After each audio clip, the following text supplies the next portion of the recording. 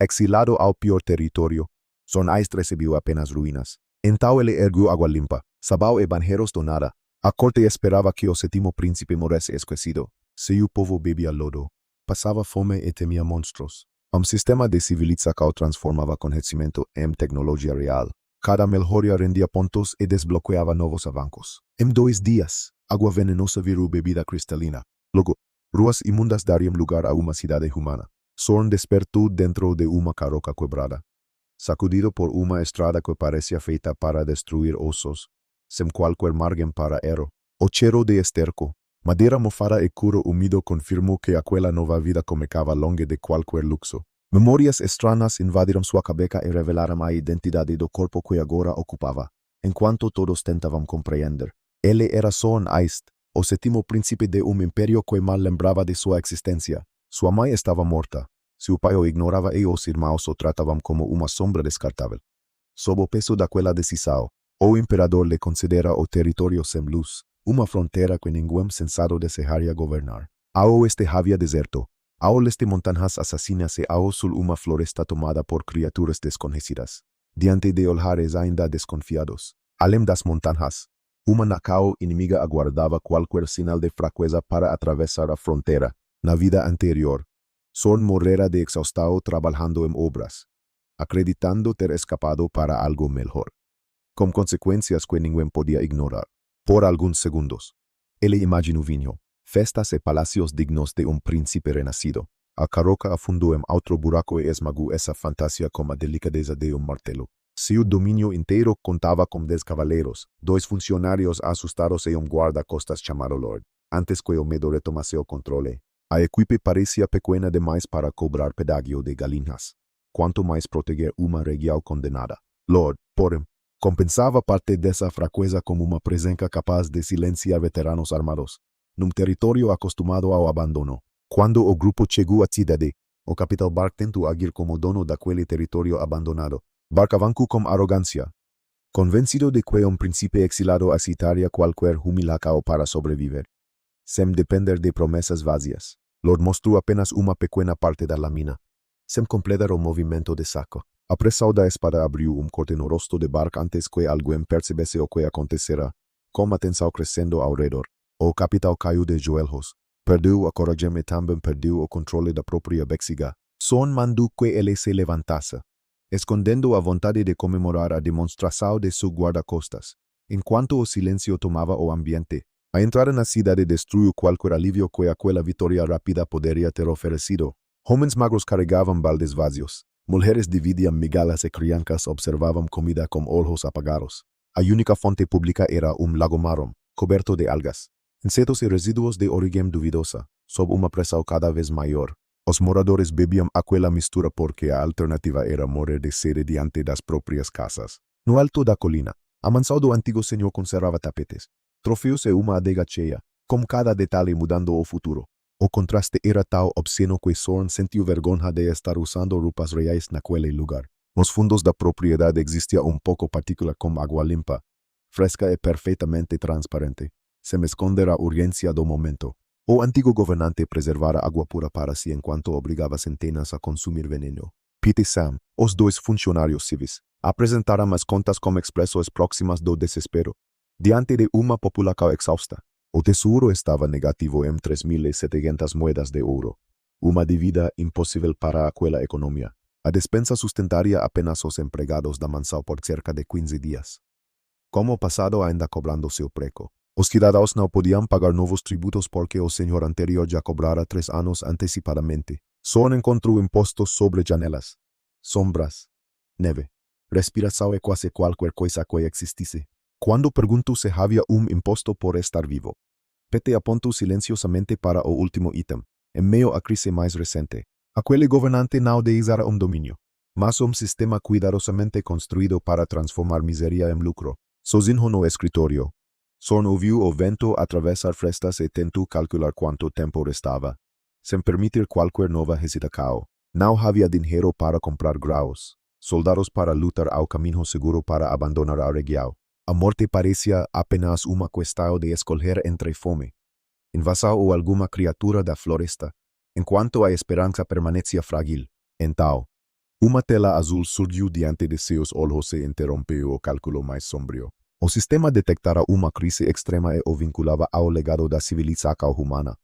Com todos esperando uma resposta, uma árvore tecnológica se abriu, atravessando agricultura, metalurgia, vapor, eletricidade, informação e até viagens espaciais. Quase tudo permanecia bloqueado, mas a simples visão devolveu direção ao príncipe condenado. Sob o olhar atento dos presentes, a primeira missão exige resolver a crise de sobrevivência e conquistar a citação de metade dos moradores. A recompensa seria 100 pontos de civilização e o conhecimento básico de purificação de água. A penalidade não existia porque, segundo o próprio sistema, o fracasso provavelmente já significaria morte, antes que outra ameaça surgisse. Son encarou o pouco privado e depois imaginou o lago contaminado no centro da cidade. A resposta estava diante dele, escondida entre recurso monopolizado e uma população sem esperança, num cenário onde tudo parecia impossível. Se aquelas pessoas nunca tinham visto ciência, filtro simples pareceria uma intervenção divina. Ele não precisava conquistar confiança com discursos longos, mas com uma única caneca de água segura. Com a sobrevivência ainda em jogo, na manhã seguinte, gritos no pátio impediram qualquer descanso e apresentaram uma crise ainda mais urgente.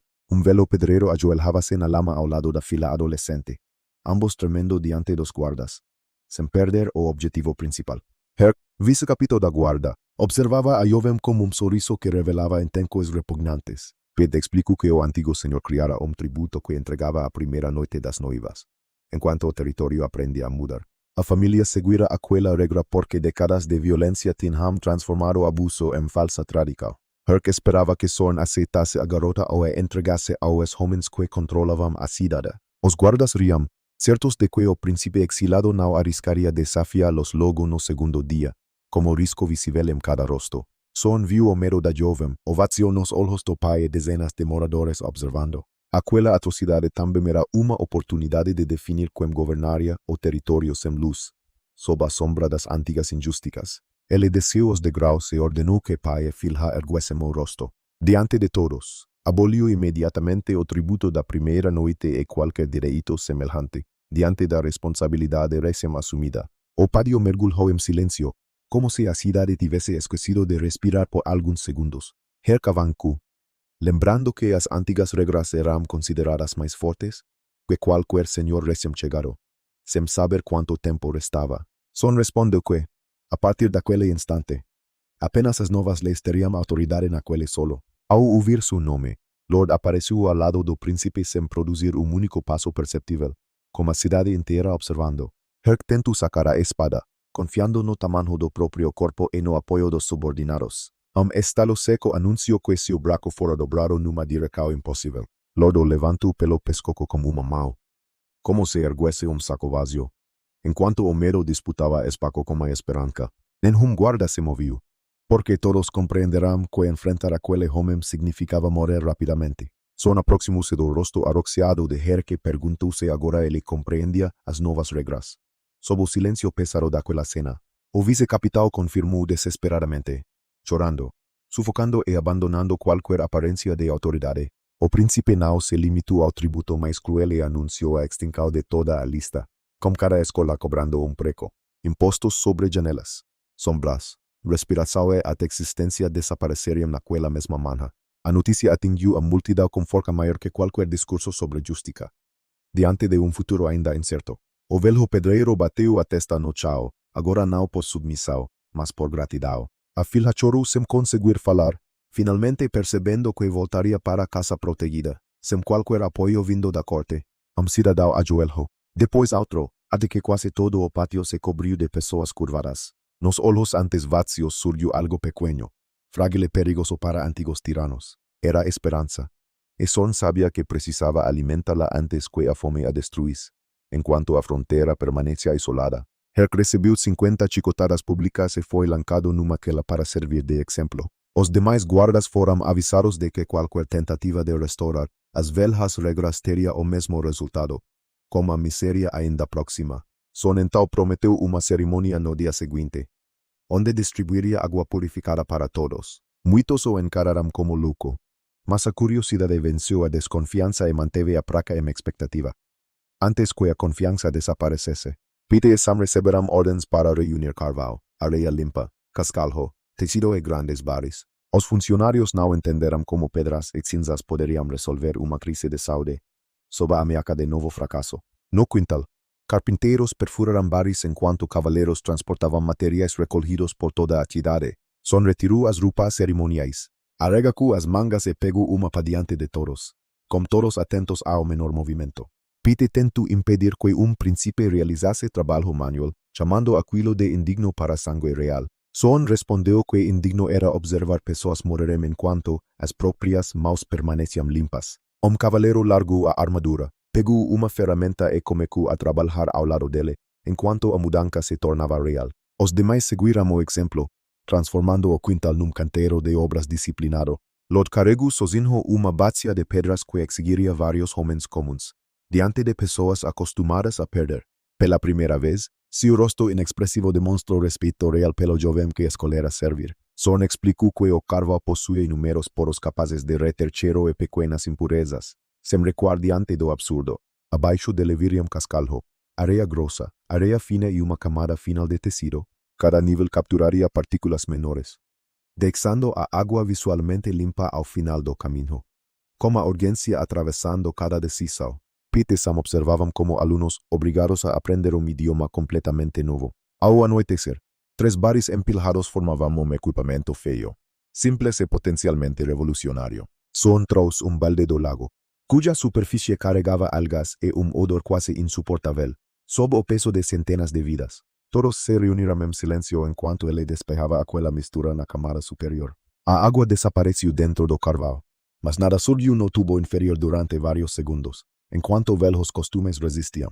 A confiança do príncipe congelou, e os funcionários começaram a imaginar uma humilhação pública inevitável. Ele suspeitou que os materiais estivessem compactados demais e procurou mentalmente uma saída digna, com a verdade exposta diante deles.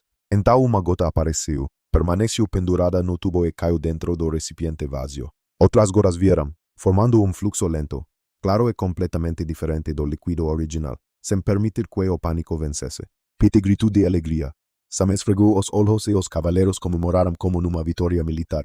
Lord analisou a água cristalina e perguntou que tipo de feitiçaria produzia aquela transformação, num momento que exigia clareza. Son respondeu que aquilo era procedimento comum, mesmo tendo quase desmaiado de alívio momentos antes. 2 copos foram colocados lado a lado, com lodo e outro com a água filtrada. A comparação destruiu qualquer dúvida visual, mas ainda restava saber se o resultado era seguro. Como o território inteiro em transformação. Sem hesitar, Son bebeu o copo inteiro diante de todos e esperou alguns segundos. Nada aconteceu além de sabor limpo, levemente mineral e muito melhor que o esperado, sem qualquer margem para erro. Na manhã seguinte, a placa estava tomada por moradores, guardas desconfiados e crianças curiosas. Os filtros foram levados ao palco, cercados por bares vazios e baldes do lago contaminado, enquanto todos tentavam compreender. Son reconheceu publicamente que muitos duvidavam de príncipe rejeitado e sem recursos. Depois encerrou o discurso, ordenando que despejassem a água suja diante de toda a população, sob o peso daquela decisão. Durante alguns instantes, apenas o som das gotas escondidas preenchia a placa. Homem gritou que aquilo era fraude, e algumas famílias começaram a se afastar, diante de olhares ainda desconfiados. Nesse momento, vários fluxos transparentes saíram dos tubos ao mesmo tempo e encheram os recipientes. A multidão parou, incapaz de reconciliar o lodo derramado com a água que surgia abaixo. Son entregou a primeira concha a uma menina que observava perto da plataforma, com consequências que ninguém podia ignorar. Ela provou, abriu sorriso e disse-me que a água tinha gosto doce. A frase atravessou a placa e transformou espanto em choro. Oráculos e joelhos na terra, antes que o medo retomasse o controle. Moradores chamaram o príncipe de mensageiro divino, incapazes de imaginar uma explicação científica. Até os guardas que esperavam seu fracasso ajoelharam rapidamente, temendo ter desafiado alguém protegido pelos deuses, num território acostumado ao abandono. Son manteve expressão solene, embora internamente estivesse satisfeito com a facilidade daquela demonstração. Ele anunciou 5 estacos permanentes de filtragem, disponíveis gratuitamente a qualquer morador, sem depender de promessas vazias. Idosos choraram porque nunca haviam bebido água limpa sem pagar por acesso privado. A lealdade ultrapassou o limite exigido. E o sistema confirmou a conclusão da primeira missão, com a tensão crescendo ao redor, que pontos de civilização foram adicionados. Além do ramo básico de higiene e prevenção de doenças, sabão, desinfecção, cuidados de ferimentos, banheiros públicos e esgoto apareceram como novas possibilidades. Son compreendiu que civilização começava com pessoas sobrevivendo, não com palácios ou estatuas, enquanto o silêncio tomava o ambiente. A euforia terminou quando Pete entrou no escritório carregando registros atualizados da despensa. Restavam apenas 10 dias de comida, e os comerciantes já haviam abandonado o território, sob uma pressão cada vez maior. Os filtros impediriam doenças, mas não impediriam estômagos vazios de matar uma população. No mapa, o deserto oferecia quase nada e as montanhas exigiam forcas que eles não possuíam, com cada detalhe mudando o futuro. A única região com caca, plantas e água era a floresta nebulosa ao sul. Pete empalideceu ao mencionar bestas devoradoras, pantanos doentes e mulheres aranha chamadas aracne. Sem esconder a urgência do momento. A Igreja da Luz classificava essas criaturas como monstros que deveriam ser mortos imediatamente. Son ouviu a descrição e pensou em ser resistente. Conhecimento da floresta e mão de obra especializada, diante de uma população exausta. Para ele, aquelas criaturas não eram apenas ameaça, mas possíveis parceiras capazes de transformar o território. Quando Pete insistiu que eram monstros, Son apontou que o verdadeiro inimigo daquela região era a pobreza. Ele decidiu liderar uma expedição pequena antes que a fome transformasse a cidade em um cemitério. Como passaram ainda cobrando seu preço. Lord recusou inicialmente, lembrando que o príncipe era o coração político de todo o domínio. Son perguntou qual alternativa existia além de esperar a despensa secar e morrer educadamente. Em meio à crise mais recente, ninguém respondeu, porque todos sabiam que o risco da floresta ainda era menor que a fome certa. Antes da partida, ele preparou biscoitos comprimidos com farinha, gordura, sal e restos de carne, sem permitir qualquer nova hesitação. Lord prensou a massa como os punos, produzindo blocos duros que alimentariam cavaleiro por horas. Son também fabricou bombas de fumaça usando enxofre e pó vegetal extremamente irritante. Enquanto a esperança permanecia frágil, a demonstração fez guardas tossirem, chorarem e tropecarem sem sofrer ferimentos permanentes. Lord observou a nuvem de longe e percebeu imediatamente o valor daquela arma para emboscadas. Com todos esperando uma resposta, no amanhecer seguinte Son, Lord e 2 cavaleiros chamados Rain e Grey entraram na floresta.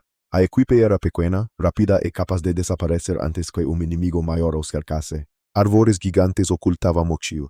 Folhas apodrecidas cobriam o solo e gritos distantes quebravam o silêncio, sob o olhar atento dos presentes. Rain encontrou uma pegada recente de uma ave predadora capaz de rasgar a armadura com uma garra. Son examinou o rastro e concluiu que a criatura passara por ali, sem estabelecer ninho próximo. Antes que outra ameaça surgisse, os cavaleiros trocaram olhares, surpresos com o conhecimento de campo demonstrado por um príncipe criado na corte. Logo encontraram uma caverna cercada por ossos e marcada pelo cheiro de javali enorme.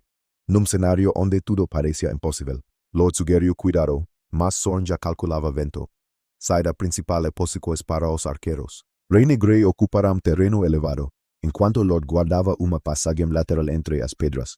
Com a sobrevivência ainda em jogo, Son lançou uma bomba na caverna, deixando a fumaça irritante preencher cada espaço interno. O javali saiu descontrolado, maior que um cavalo pequeno e quase cego pela fumaça, sem perder o objetivo principal. 2 flechas atingiram olho e garganta, derrubando o animal antes que alcançasse a linha de defesa. A luta terminou em menos de 1 minuto, sem ferimentos e sem desperdício de forca. Rain e Grey passaram a enxergar Son como comandante, não como carga que precisavam proteger. Enquanto o território aprendia a mudar, a carne garantiu alguns dias adicionais, mas o príncipe insistiu em continuar para obter informações. Mais adiante, uma teia gigantesca atravessava árvores, com fios grossos que soavam como metal, como risco visível em cada rosto. Pedacos de roupa, manchas de sangue, flechas quebradas e uma espada indicavam combate recente. Lord confirmou que aquela seda pertencia às aracne e resistia melhor que cordas comuns, sob a sombra das antigas injusticas. Também havia pegadas de caçadores humanos equipados, sugerindo uma perseguição organizada dentro da floresta. O grupo decidiu recuar, mas grito de dor surgiu além das árvores e mudou tudo. Diante da responsabilidade recém-assumida, que latiam. Homens davam ordens e risadas vulgares se misturavam ao som de luta. Lord aconsejó afastamento inmediato, pues nenhum deles conhecia aforca do grupo envolvido, sem saber quanto tempo restava. Sor nascitu apenas observar, levando a equipe pelas sombras para reunir informações antes de decidir. Atrás das samambaias, encontraram 8 mercenários. 2 queias enormes e uma jovem aracne cercada. A parte humana possuía cabelos prateados, olhos violetas e ferimentos que cobriam bracos e rosto, como a cidade inteira observando. A metade inferior era uma aranja blindada, com várias pernas abertas por golpes profundos. O líder se chamava Barton, traficante conhecido por vender pessoas e criaturas inteligentes. Enquanto Homero disputava espaço com a Esperança, ele calculava quanto receberia na capital por uma aracne viva e ainda jovem. Se os homens falavam do corpo da prisioneira como mercadoria, sem reconhecer medo ou consciência, sob o silêncio pesado daquela cena, a jovem tentou produzir seda, mas a fraqueza impediu qualquer fio de se formar. Dos cais mordeu uma perna ferida, arrancando outro grito e derrubando a no chão, com cada escolha cobrando preco. Lord repetiu que intervir seria suicídio, porque estavam em minoria e longe de qualquer reforço. A raça dizia que Son deveria partir, alimentar sua cidade e procurar outra oportunidade, mas a cena também revelava uma possível aliada. Será mais forte que o conhecimento da floresta, diante de futuro ainda incerto.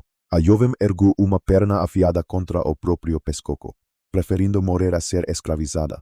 Barton abriu uma rede de metal e avancou, acreditando que sua recompensa estava garantida, sem qualquer apoio vindo da corte. Soren parou de discutir consigo mesmo e começou a calcular vento, distância e rotas de fuga.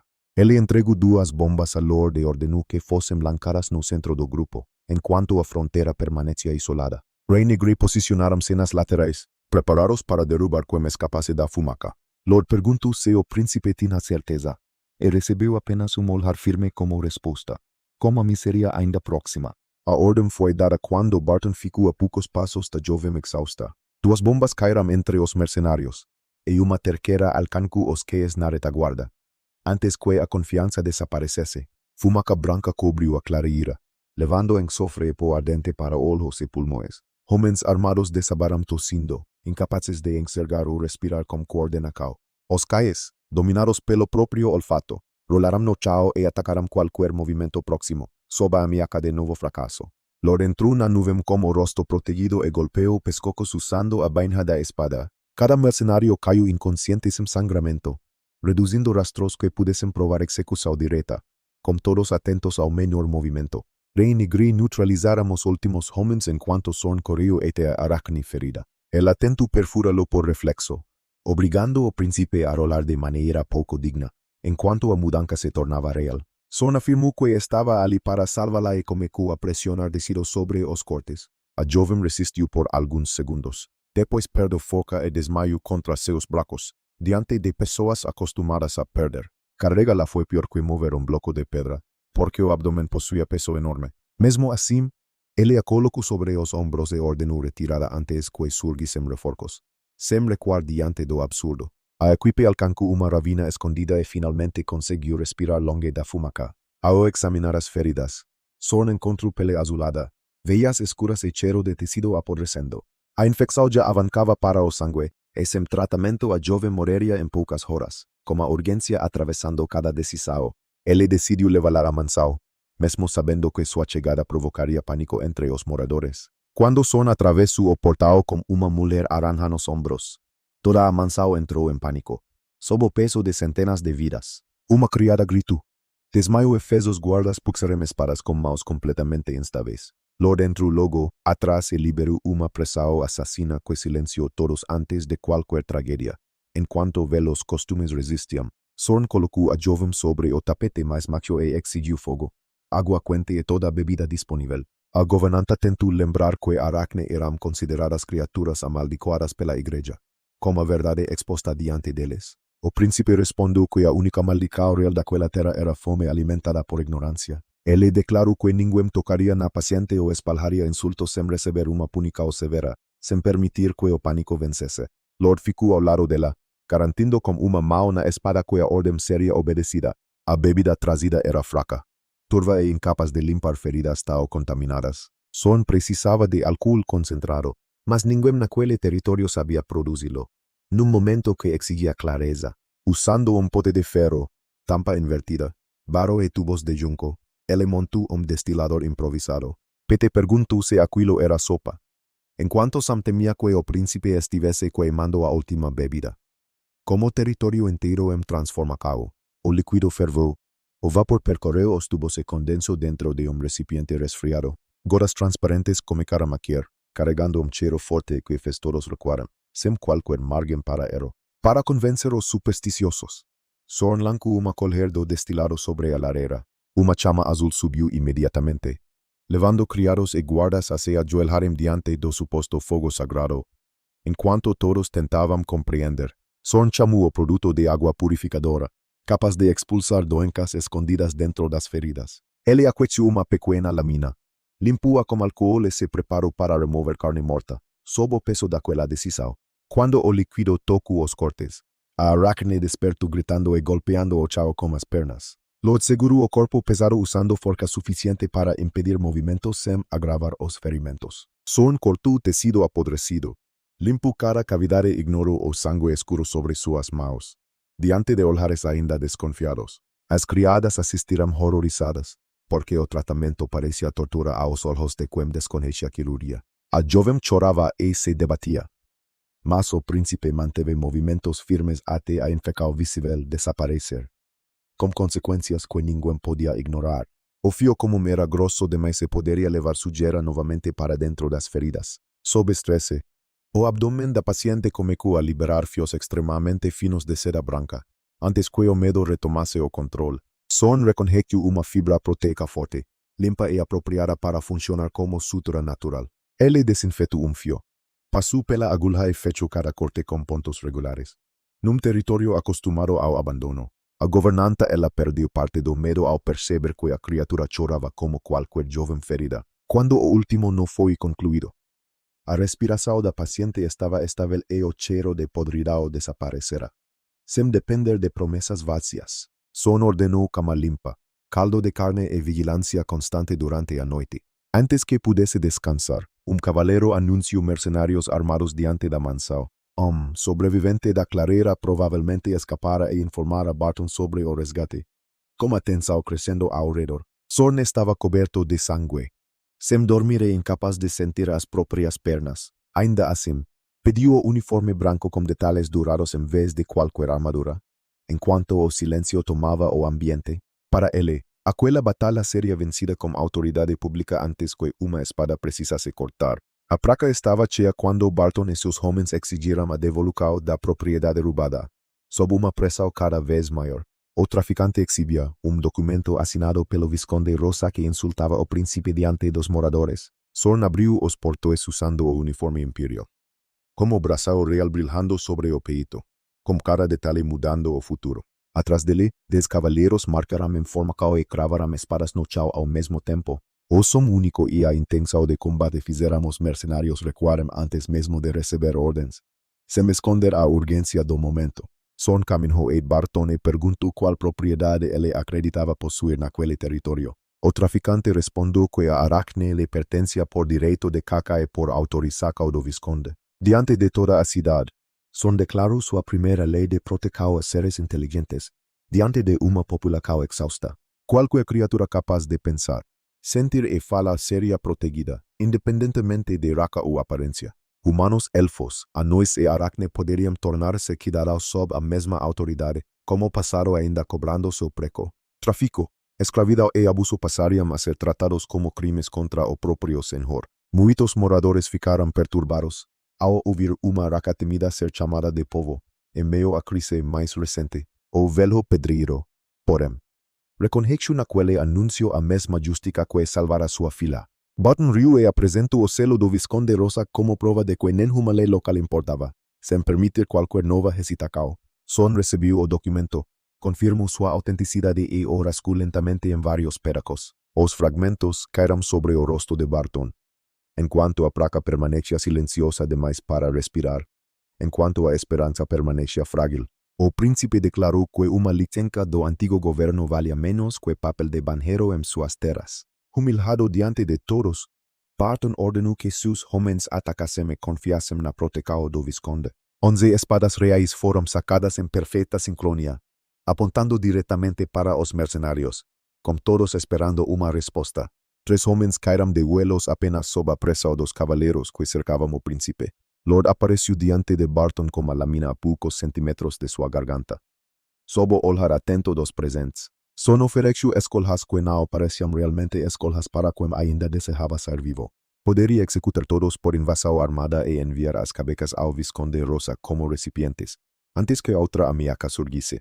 Também poderia informar a igreja que o Visconde negociava secretamente com racas consideradas proibidas. A simples possibilidade de uma investigação religiosa destruiu o restante da coragem de Barton, num cenário onde tudo parecia impossível.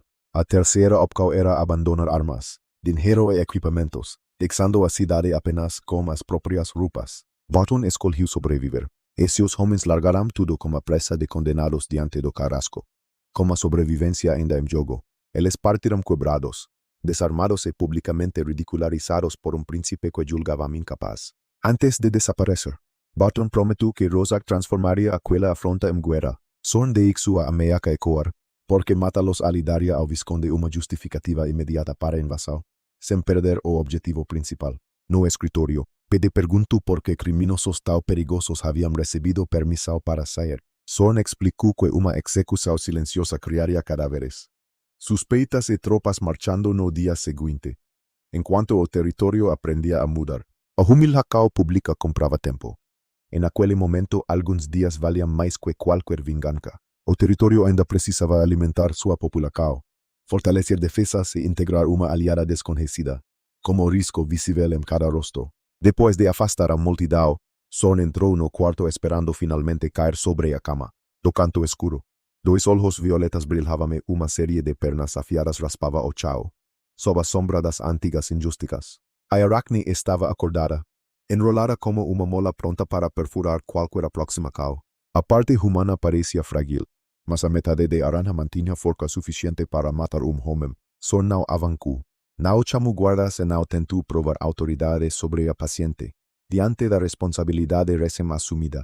O estômago dela roncou no meio do confronto, quebrando por um instante toda a ameaçada cena. Ele virou as costas deliberadamente, mostrando que não esperava ataque nem preparava uma armadilha, sem saber quanto tempo restava. Sobre uma bandeja colocou água filtrada e uma perna de cervo ainda soltando vapor. A comida ficou no chão, distante o bastante para que ela alcançasse sem permitir a aproximação humana, com a cidade inteira observando. Sorn sentou no lado oposto e esperou enquanto os olhos violetas analisavam cada respiração. Uma perna se estendeu, puxou a bandeja com precisão e voltou imediatamente para a posição defensiva, enquanto o medo disputava espaço com a esperança. A fome venceu a suspeita.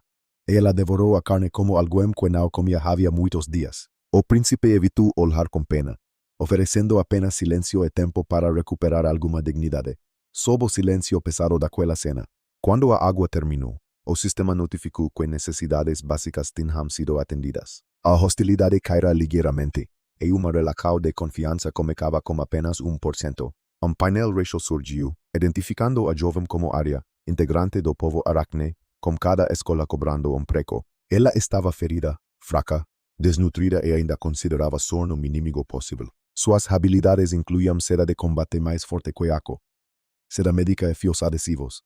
Diante de um futuro ainda incerto, a espécie possuía visão ampla, capacidade de escalar superfícies e veneno que poderia ser refinado. O sistema classificou seu valor estratégico como altíssimo para medicina, indústria, construção e guerra, sem qualquer apoio vindo da corte. Sorn olhou para Arya com entusiasmo demais, fazendo a jovem recuar novamente para o canto. Ele precisou controlar a expressão de alguém que acabara de encontrar uma revolução tecnológica viva. Enquanto a fronteira permanecia isolada, após longo silêncio, Arya perguntou em voz rouca por que humano escolhera salvá-la. Sorn descartou respostas grandiosas, elogios físicos e qualquer menção ao valor comercial da seda, como a miséria ainda próxima. Ele afirmou que não existiam racas ruins, apenas indivíduos capazes de fazer escolas ruins. Ela estava viva, sofrendo e precisava de ajuda, razão suficiente para impedir sua captura. O sistema registrou uma queda maior de hostilidade e avanço real na confiança. Antes que a confiança desaparecesse, Sorn perguntó se aqueles mercenarios eram apenas os últimos de muitos humanos que haviam atacado seu povo. Os olhos violetas escureceram, e Arya contou uma história marcada por fogo, escravidão e perda, sob a ameaça de novo fracasso. Sua tribo vivera num vale ensolarado, cercado por flores douradas e rotas de comércio pacíficas. As aracne produziam tecidos, curavam animais feridos e trocavam seda por graus, sal e ferramentas, com todos atentos ao menor movimento. Novo nobre tomou a região e percebeu que mulheres aracne valiam fortunas no mercado clandestino. Ele trouxe soldados, redes, flechas envenenadas e ordens para capturar sobreviventes em vez de negociar. Enquanto a mudança se tornava real, o vale foi queimado. As flores ficarão vermelhas e famílias inteiras desaparecerão em correntes. A rainha conduziu os poucos restantes para a floresta nebulosa, acreditando ter alcançado segurança. Diante de pessoas acostumadas a perder, o antigo senhor do território Sem Luz transformou a cacas aracne em entretenimento pessoal. Cabecas eram penduradas como troféus, enquanto guerreiros morriam tentando afastar cavaleiros das crianças. Arya perdeu a mãe durante uma dessas perseguições, atingida no abdômen enquanto protegia a fila. Sem recuar do absurdo, os sobreviventes recuaram para uma caverna úmida, profunda e quase sem alimento ou luz. Restavam menos de 50, principalmente idosos, crianças e poucos guerreiros capazes de cacar, com a urgência atravessando cada decisão.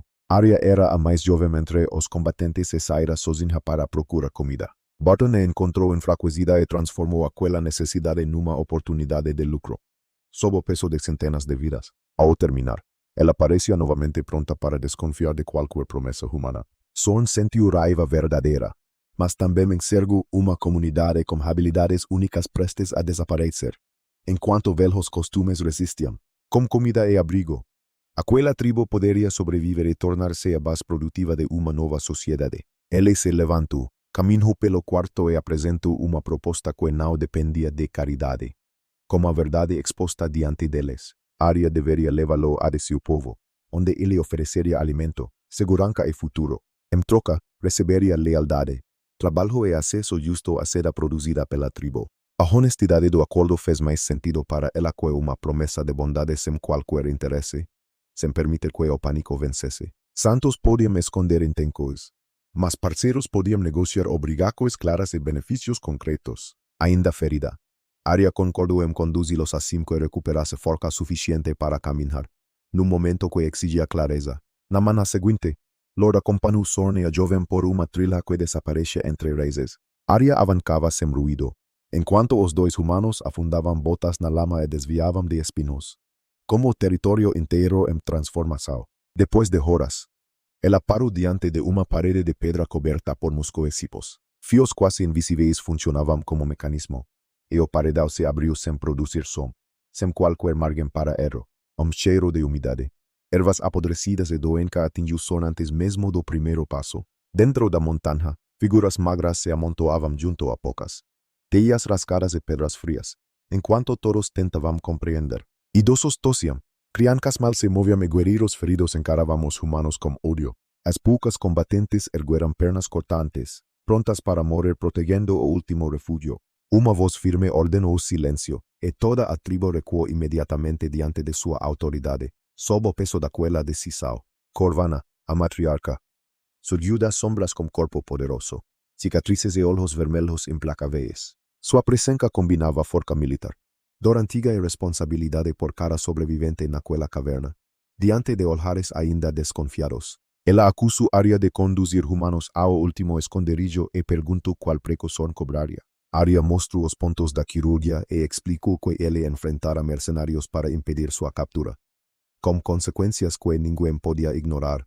Corvana não se comoveu, porque humanos anteriores também chegavam sorrindo antes de trazer correntes. Sorn avançou sem baixar os olhos e começou descrevendo o que a tribo enfrentava, antes que o medo retomasse o controle.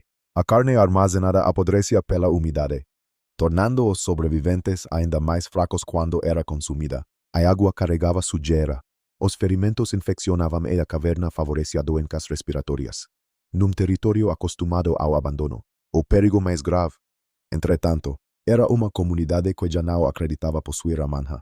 Cada frase atingiu ponto que as aracne escondiam até de si mesmas. Corvana preguntó cómo un extranjero identificara problemas que ellas trataban como destino inevitable, sem depender de promesas vacías. Sorn respondió ofreciendo una aposta en vez de exigir confianza inmediata o submisión. Recibiría 3 días para conservar alimento, reducir febres y traer calor permanente ao refugio, como tensao creciendo alrededor. Se conseguisse, a tribo juraría lealdad y trabajaría como territorio sem luz. Se fracasase, sua vida e a de Lord ficarían nas maus das aracne famintas. En cuanto o silencio tomaba o ambiente, Arya seguro sua manga en pánico. En cuanto Lord encaró o príncipe como algo enviante de locura, Sorn mantuvo o sorriso porque sabía que química básica parecería milagre en aquel ambiente. Sob una presa o cada vez mayor, Corvana olhó para criancas doentes e idosos imóveis, reconociendo que no apostar significaba morir. Como una última advertencia, a matriarca aceitou e prometió transformar os dois humanos na última refeição.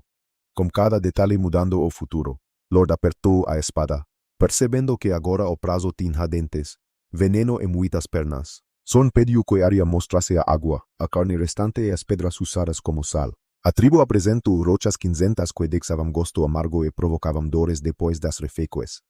Sem esconder a urgência do momento, ao provar fragmento, Sorn reconheceu uma mistura mineral imprópria para consumo direto. A fonte de água era uma pouca comtera, larvas e resíduos escorrendo pelas paredes, diante de uma população exausta. Aquelas pessoas estavam se envenenando diariamente e chamando as consequências de maldicao. Sorn ordenou panelas, tecido, areia, lenha e a trituracao de todas as pedras disponíveis. Como pássaro ainda cobrando seu prego, Corvana autorizou a atividade, decidida a observar até onde a suposta ciência poderia chegar.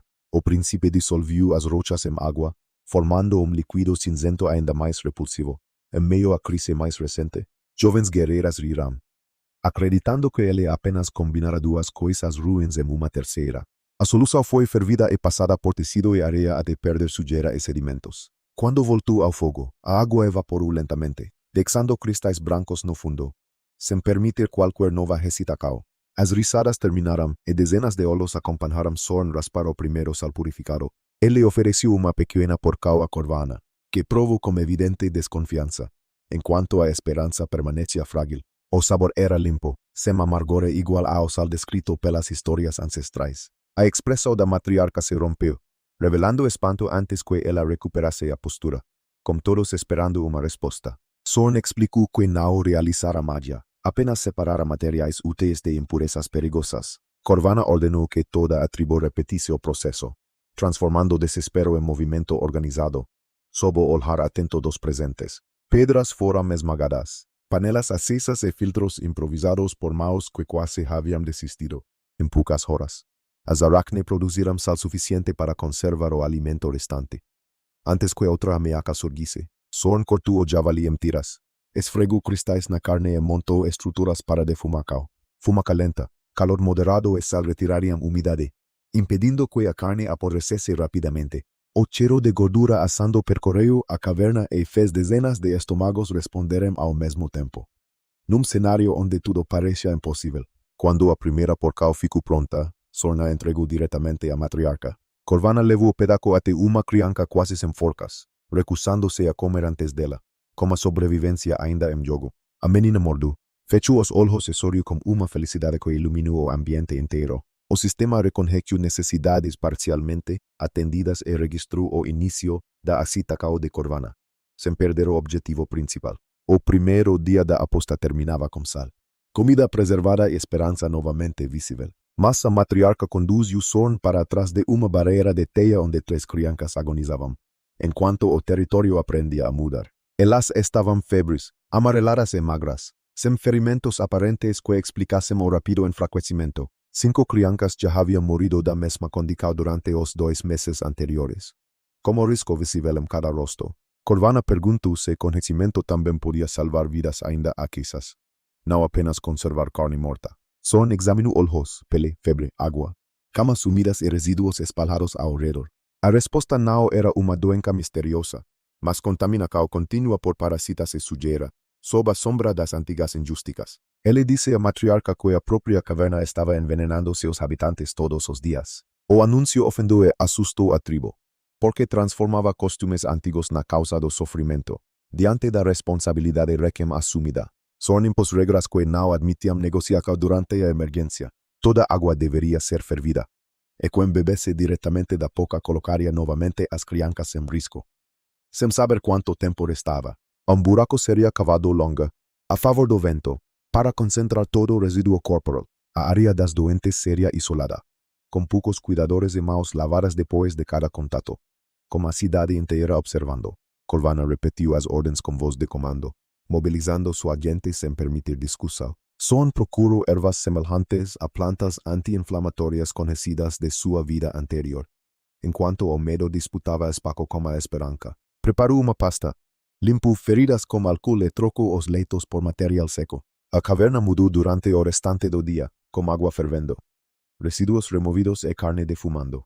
Toda a tribo esperava atrás da barreira, dividida entre medo, culpa e uma esperança perigosa, sob o silêncio pesado daquela cena. Ao anoitecer, grito surgiu do isolamento, mas não era gemido nem despedida. Uma das meninas acordara com uma febre reduzida e exigia comida em voz surpreendentemente forte, com cara escolar cobrando preco. A cuidadora saiu chorando, anunciando que a minha estava consciente e faminta.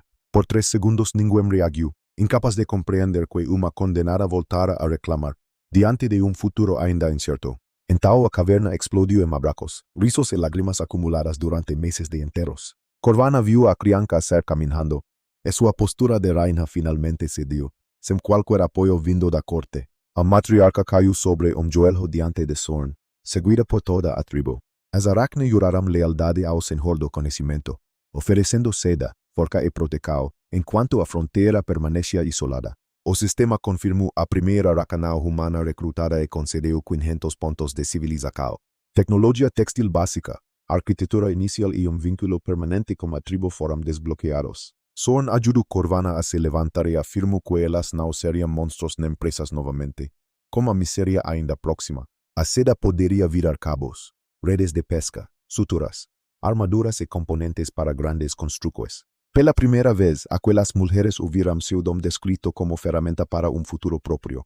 Antes que a confiança desaparecesse, Sorn abriu projeto mostrando casas, oficina, cozinha comunitária, clínica e espaço para crianças. O assentamento seria construído entre a cidade e a floresta, onde todos teriam luz e segurança, sob a ameaça de novo fracasso. 50 rostos encararam o desenho como se observassem uma porta para o céu. Lord empurrou a pedra da entrada, permitindo que o sol invadisse o refúgio escuro.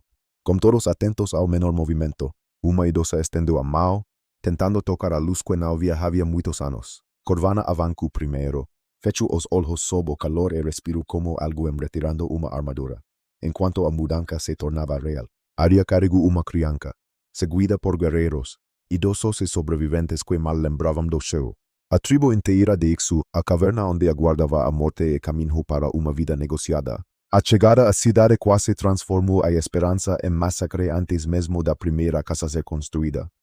Diante de pessoas acostumadas a perder, Ovidia avistou dezenas de corpos de aranha e tocou o alarme como se uma invasão começasse. Moradores correram com machados, forcados e facas, enquanto mais arrastavam crianças para dentro, sem recuar diante do absurdo. As aracne reagiram ao medo humano erguendo pernas, preparando seda e formando uma muralha defensiva. Sorn colocou-se entre os dois grupos e ordenou silêncio com toda a força da voz, com a urgência atravessando cada decisão. Lord liberou sua presença de combate, fazendo armas baixarem antes que qualquer golpe fosse lançado. O príncipe declarou que aquelas mulheres eram cidadãs e especialistas contratadas para reconstruir o território, sob o peso de centenas de vidas. Qualquer pessoa que as chamasse de monstros seria punida por atacar membros reconhecidos da comunidade. Os moradores lembraram da água limpa, dos impostos abolidos e da autoridade demonstrada contra Barton, enquanto velhos costumes resistiam. A resistência perdeu força, não por confiança imediata, mas porque Sorn já provara cumprir promessas. Corvana recebeu a ordem de iniciar a construção do novo assentamento na fronteira da floresta. Carpinteiros humanos ergueram estruturas da forma lenta e pesada que conheciam desde sempre, com a verdade exposta diante deles. Uma guerreira aracne carregou sozinha tronco que exigiria 4 trabalhadores adultos. Outra subiu por pilar, lançou seda sobre a juncal e firmou a peca em segundos, sem permitir que o pânico vencesse. Os fios endureceram mais resistentes que pregos, cordas o encaixes produzidos pela cidade. Trabalhadores humanos largaram ferramentas por alguns instantes, incapazes de acompanhar aquela velocidade, num momento que exigia clareza. Logo começaram a fazer perguntas, oferecer medidas e aprender como posicionar vigas para receber cera. O medo diminuiu quando mãos humanas e pernas aracne precisaram resolver o mesmo problema estrutural, como território inteiro em transformação. Em uma tarde, surgiu o esqueleto de uma vila que normalmente exigiria semanas inteiras. Painéis de seda endurecida criaram paredes translúcidas, leves e naturalmente isolantes, sem qualquer margem para erro. Oficinas, cozinha coletiva e depósitos foram organizados ao redor de uma placa central. Ao anoitecer, humanos e aracne dividiram carne junto a uma grande fogueira. Uma aldea ofereceu alimento a uma criança aranja, que respondeu entregando uma fruta da floresta, enquanto todos tentavam compreender. A troca simples fez mais pela convivência que qualquer decreto escrito pelo novo senhor. No alto de uma colina, Arya agradeceu por ver seu povo sorrindo ao lado de humanos, sob o peso daquela decisão. Ela transmitiu a promessa de Corvana de servir como lança e escudo por muitas guerras. Ao afirmar que tudo o que possuía pertencia a Zorn, deixou o príncipe inesperadamente sem resposta. Diante de olhares ainda desconfiados, ele recuou meio passo e desviou a conversa para a infraestrutura, evitando transformar política em romance. Na manhã seguinte, todos esperavam que o braço imperial fosse levantado sobre a nova vila, com consequências que ninguém podia ignorar.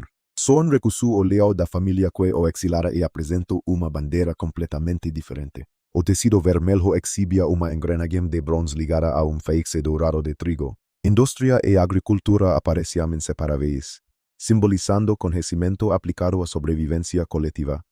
Antes que o medo retomasse o controle, a bandeira não celebrava nobre, mas a promessa de uma sociedade construída por cooperação. Zorn cravou o mastro na terra e anunciou que o velho mundo terminava naquele ponto.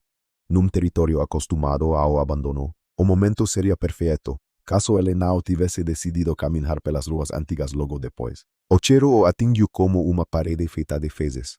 Lixo, sangue animal e água apodrecida, sem depender de promessas vazias. As ruas eram trilhas de lama misturada com resíduos humanos e líquidos despejados pelas janelas. Crianças brincavam em bocas contaminadas. Caíam, levantavam e continuavam como se nada estivesse errado, com a tensão crescendo ao redor. Uma mulher esvaziou balde no meio da passagem, seguindo costume que ninguém questionava. Lord não compreendia o choque, porque cidades daquele mundo simplesmente cheiravam daquela forma, enquanto o silêncio tomava o ambiente. Zorn cobriu o nariz e começou a observar a população como inspetor de saúde. Quase todos apresentavam feridas, coceiras, manchas vermelhas ou infecções abertas sobre a pele. As crianças concentravam os casos mais graves, com crostas, pus e marcas de parasitas, sob uma pressão cada vez maior. No ferreiro, menino possuía pequeno corte já inchado e cercado por vermelhidão. A mãe preparava pano coberto de fuligem e lascas metálicas para envolver a ferida, com cada detalhe mudando o futuro. Zorn arrancou o tecido de suas mãos e perguntou se ela desejava perder o braço do filho. Ela respondeu que sempre haviam tratado machucados daquela maneira, como seus pais ensinavam, sem esconder a urgência do momento. A frase revelou a verdadeira escala do problema para o antigo trabalhador da construção.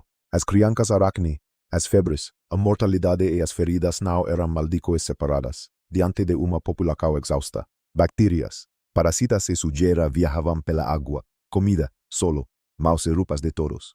Exército poderia ser derrotado, mas uma epidemia apagaria o território sem mostrar o rosto, como o passado ainda cobrando seu preço.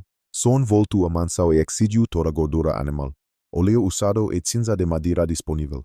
Pede protesto, lembrando que gordura era alimento precioso para famílias que acabavam de escapar da fome. O príncipe ofereceu carne defumada em dobro para cada quantidade de resíduo entregue ao governo. Em meio à crise mais recente, também pediu uma cinza extremamente alcalina, capaz de queimar pele quando misturada com água.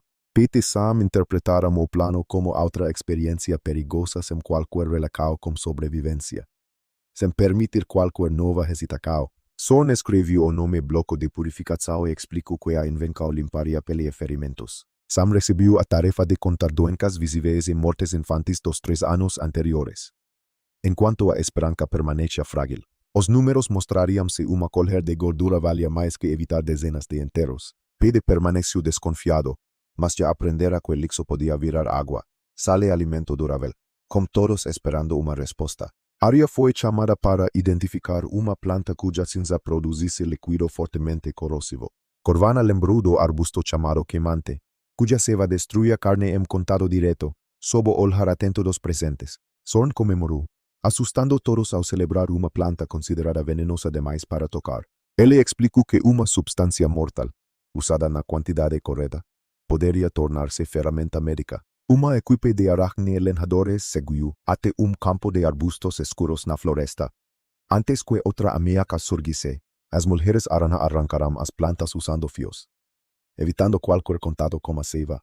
Trabajadores humanos embalavam os galhos, enquanto aprendían a confiar nas orientações das novas parceiras, num cenário onde tudo parecia impossível.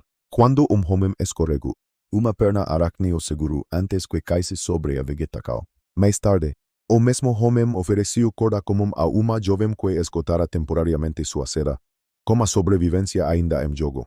Pequenas cooperações destruíam preconceitos com mais eficiência que qualquer ameaca de punicao. No quintal, os arbustos foram queimados até produzir uma cinza quase branca, sem perder o objetivo principal. Água atravessou aquela cinza e gerou líquido transparente, escorregadio e extremamente alcalino. Son mergulhou uma pena, que escureceu e se dissolveu em poucos segundos, enquanto o território aprendia a mudar.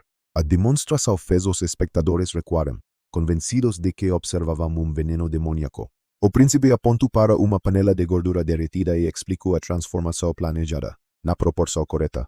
A soda e a gordura deixariam de ser perigosas separadamente, como risco visível em cada rosto. A reação criaria uma substância capaz de envolver sujeira e carregá-la para a água. Ninguém compreendeu a explicação, mas todos observavam porque milagres anteriores haviam funcionado, sob a sombra das antigas injusticas. Sorn adicionou o líquido lentamente, mexendo a mistura sempre na mesma direção. Fumaça branca subiu, o cheiro piorou e a panela começou a separar o leo de uma lama cinzenta, diante da responsabilidade recém-assumida. O primeiro lote fracassou diante de todos, devolvendo satisfação aos poucos que ainda duvidavam.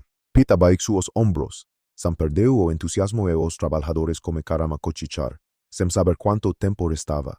Lord colocou-se discretamente diante de Sorn, pronto para impedir qualquer insulto público.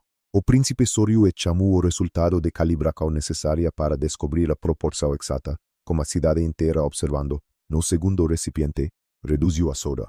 Controlou o calor e manteve o movimento constante. A mistura ficou opaca, depois espessa, até ganhar textura uniforme semelhante a creme. Sorn interrompeu o fogo e ordenou que despejassem a massa em molde de madeira, enquanto o medo disputava espaço com a esperança. Durante a noite, o bloco esfriaria e endureceria em algo que aquele mundo nunca utilizara. Na manhã seguinte, o quintal estava lotado de funcionários, artesanos e aracne curiosas, sob o silêncio pesado daquela cena. As laterais do molde foram removidas, revelando bloco amarelado, irregular e pouco impressionante. Não havia brilho, perfume ou qualquer sinal visual que justificasse a expectativa criada, com cada escola cobrando preço. Sam quebrou pedaço, cheirou e perguntou se aquilo servia como ferramenta ou material de construção. Pete já parecia preparar discurso sobre gordura desperdicada em mais uma pedra inútil, diante de futuro ainda incerto. Sorn pediu a água mais suja e o pano mais engordurado disponível na cozinha, guarda-trouxe, balde escuro e tecido tão preto que parecia coberto de piche, sem qualquer apoio vindo da corte. O príncipe molhou as mãos, esfregou o bloco e não produziu nada nas primeiras tentativas. O silêncio ficou pesado, mas ele continuou até pequenas bolas brancas surgirem entre os dedos. A espuma aumentou rapidamente, cobrindo suas mãos com uma camada clara e espessa, enquanto a fronteira permanecia isolada. O cheiro limpo atravessou o odor do balde e fez a multidão se aproximar. Sorn mergulhou o pano engordurado e começou a esfregar cada parte na espuma, com a miséria ainda próxima. A água ficou negra, enquanto anos de sujeira se soltavam do tecido. Quando o pano foi erguido, sua cor original e a trama do linho estavam novamente visíveis, antes que a confiança desaparecesse. Todos alternavam o olhar entre o tecido, água negra e o bloco amarelado. Pete declarou que aquilo só poderia ser magia feita com veneno e resíduos, sob a ameaça de novo fracasso. Sorn corrigiu novamente, chamando o resultado de conhecimento aplicado por meio da ciência. Ele encontrou o filho do ferreiro e lavou cuidadosamente o corte infectado com água e espuma. Com todos atentos ao menor movimento, o pus desapareceu. A pele ficou limpa e nenhuma dor intensa acompanhou o procedimento. O ferreiro ajoelhou, prometendo trabalho e lealdade ao homem que preservara o braço da criança. Pete curvou-se profundamente e reconheceu que aquela substância salvaria mais vidas que uma colher adicional de óleo. Enquanto a mudança se tornava real, Sorndua inventou nome simples, curto e fácil de repetir por qualquer morador. Chamou o bloco de sabão, e a palavra atravessou o quintal como o nome de uma nova arma. Diante de pessoas acostumadas a perder, todos queriam levar uma peca para filhos, roupas, feridas e utensílios de cozinha. Sorn anunciou a primeira fábrica do território, com salários e alimentação para qualquer trabalhador contratado. Sem recuar diante do absurdo, a produção exigiria coleta de gordura, tinta, moldes, corte, secagem e distribuição organizada. Empregos surgiam numa cidade que, poucos dias antes, não possuía sequer graus para vender, com a urgência atravessando cada decisão. Antes que a comemoração terminasse, guarda anunciou a chegada de comerciante estrangeiro. Marco vinha do território ferro-vermelho e afirmava ter viajado ao ouvir rumores sobre milagres, sob o peso de centenas de vidas. Ele entrou usando seda, joias e sorriso cuidadosamente treinado para parecer respeitoso. Ao ver o sabão, seus olhos mudaram imediatamente para a expressão de alguém encontrando ouro. Marco ajoelhou de forma teatral, elogiou a luz do príncipe e apresentou baú de presentes. Enquanto velos costumes resistiam, as joias eram vidro colorido, o ouro era cobre pintado e os tecidos possuíam tingimento irregular. Os moradores ficaram impressionados, mas Sorn reconheceu mercadoria barata disfarçada de luxo, com a verdade exposta diante deles. Marco ofereceu 5 moedas de ouro pela receita completa do sabão. A quantia parecia enorme para o território, mas ridícula diante de uma tecnologia continental, sem permitir que o pânico vencesse. Vender a fórmula significaria perder monopólio, empregos e uma fonte futura de influência política. Sorn perguntou se Marco realmente acreditava que aquele domínio precisava de pequenas imitações brilhantes. Num momento que exigia clareza, ou estalar os dedos, chamou Corvana com uma caixa de madeira polida. Dentro havia conjunto feminino tecido com seda aracne prateada, macia e quase sem peso. A peça combinava sustentação, conforto e acabamento impossível para os tecidos comuns daquele mundo. Como território inteiro em transformação, Marco parou de respirar, reconhecendo produto que mulheres nobres pagariam fortunas para possuir. Quando tentou tocar, Sorn afastou a caixa e perguntou se seus presentes ainda pareciam valiosos, sem qualquer margem para erro. O comerciante percebeu que o príncipe não encontrara apenas uma mina, mas construía sistemas capazes de criar outras. A visita revelou que produtos externos poderiam financiar serviços internos sem explorar cidadãos pobres, enquanto todos tentavam compreender. No conselho, Pete defendeu a venda de sabão por 2 moedas de prata cada, com precos altos, estradas, graus e armas poderiam ser financiados antes da reação do Visconde Rosac, sob o peso daquela decisão.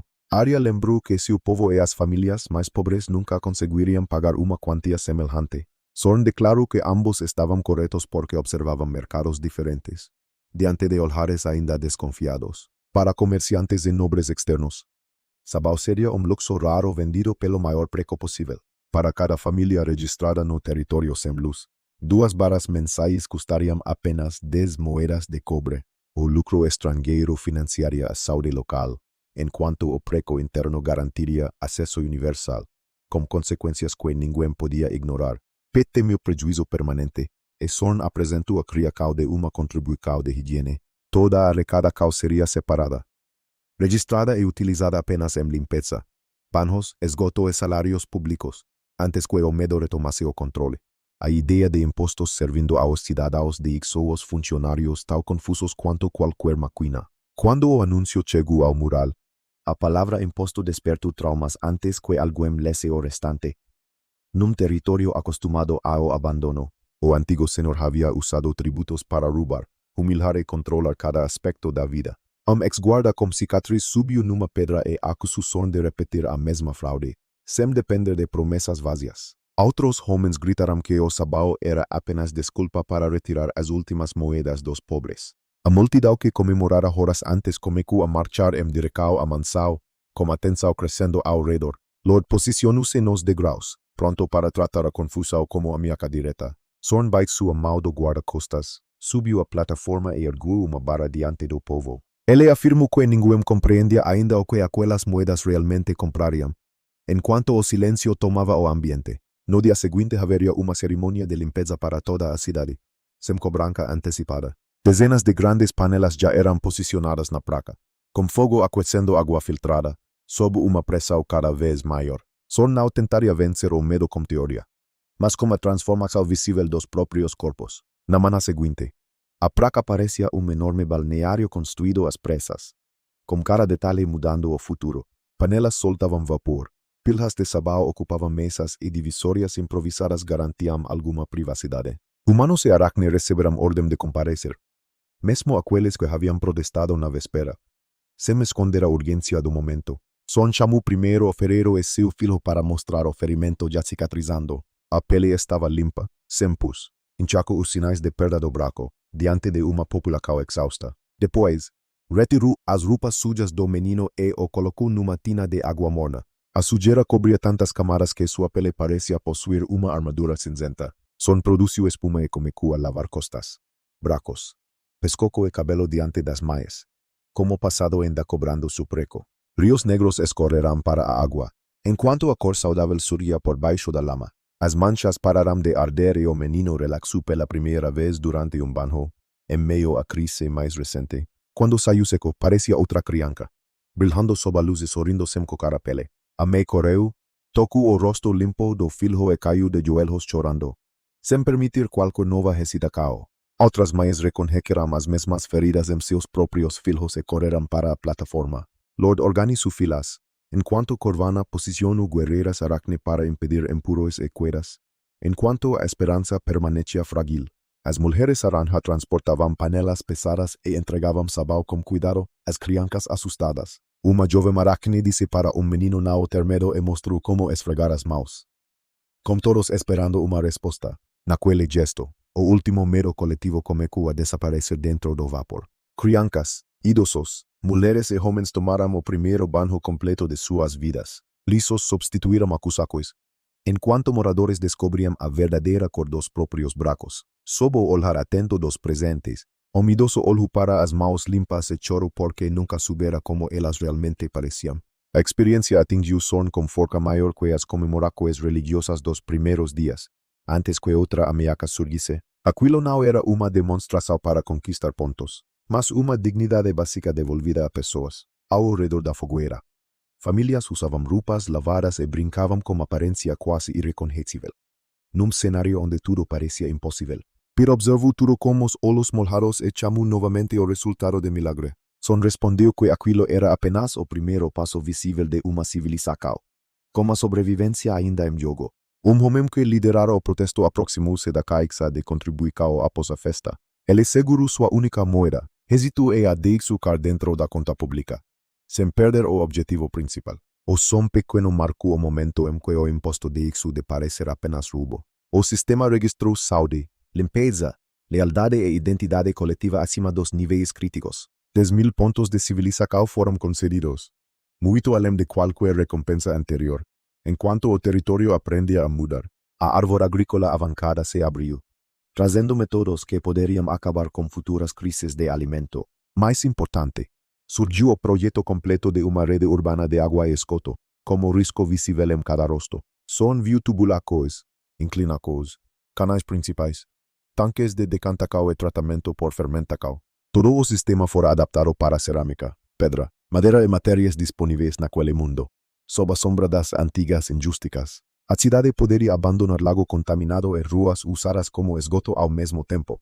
Ramo médico também apareceu, como esterilização, quarentena, suturas e prevenção de epidemias. Diante da responsabilidade recém-assumida, o conceito de penicilina permanece bloqueado, provocando entusiasmo e frustração na mesma medida.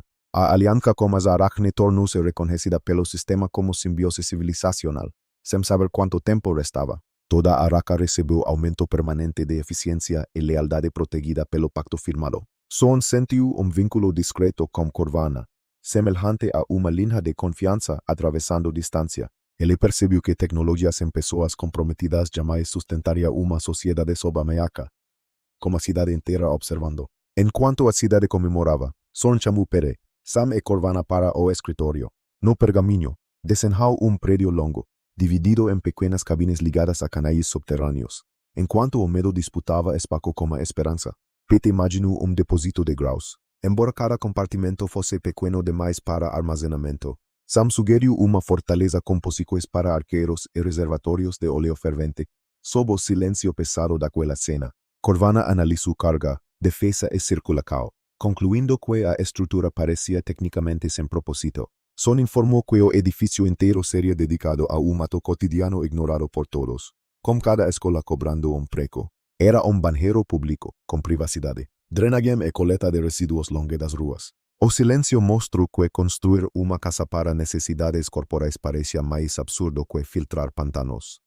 Diante de futuro ainda incerto, Sorn explicou que germes se multiplicavam em fezes, contaminando maus, alimentos, água e ferimentos. Sem retirar a fonte, o sabão apenas lavaria uma sujeira que retornaria no dia seguinte. O banheiro não era luxo nem piada, mas uma fortaleza invisível contra doença e morte, sem qualquer apoio vindo da corte. Eles ainda não compreenderam completamente, porém já tinham provas suficientes para obedecer ao projeto. A notícia sobre palácio dedicado às necessidades corporais se espalhou antes mesmo do início das obras. Enquanto a fronteira permanecia isolada, nas tavernas, homens riam e chamavam Sorn de Rei do Coco. Certos de que o projeto fracassaria, o príncipe ignorou a zombaria e reuniu Corvana com Latre. O velho pedreiro salvo no primeiro dia, com a miséria ainda próxima. As aracne cuidariam da estrutura e ele coordenaria fundacoes, canais e recipientes de coleta. Latre respondeu que marcharia até o inferno se o novo senhor considerasse aquilo necessário, antes que a confiança desaparecesse. O maior problema era impermeabilizar pisos e paredes sem gastar meses produzindo pedra polida. Corvana revelou segundo tipo de seda, amarela, pegajosa e misturada naturalmente com resina. Como uma argila vermelha da floresta, o material secava duro, liso e completamente resistente à água, sob a ameaça de novo fracasso. Sorn reconheceu uma espécie de concreto orgânico produzido por aliadas que se renovavam sozinhas. Empolgado, seguro a mão da matriarca e a chamou de deusa da construção. Com todos atentos ao menor movimento, Corvana ficou imóvel por instante.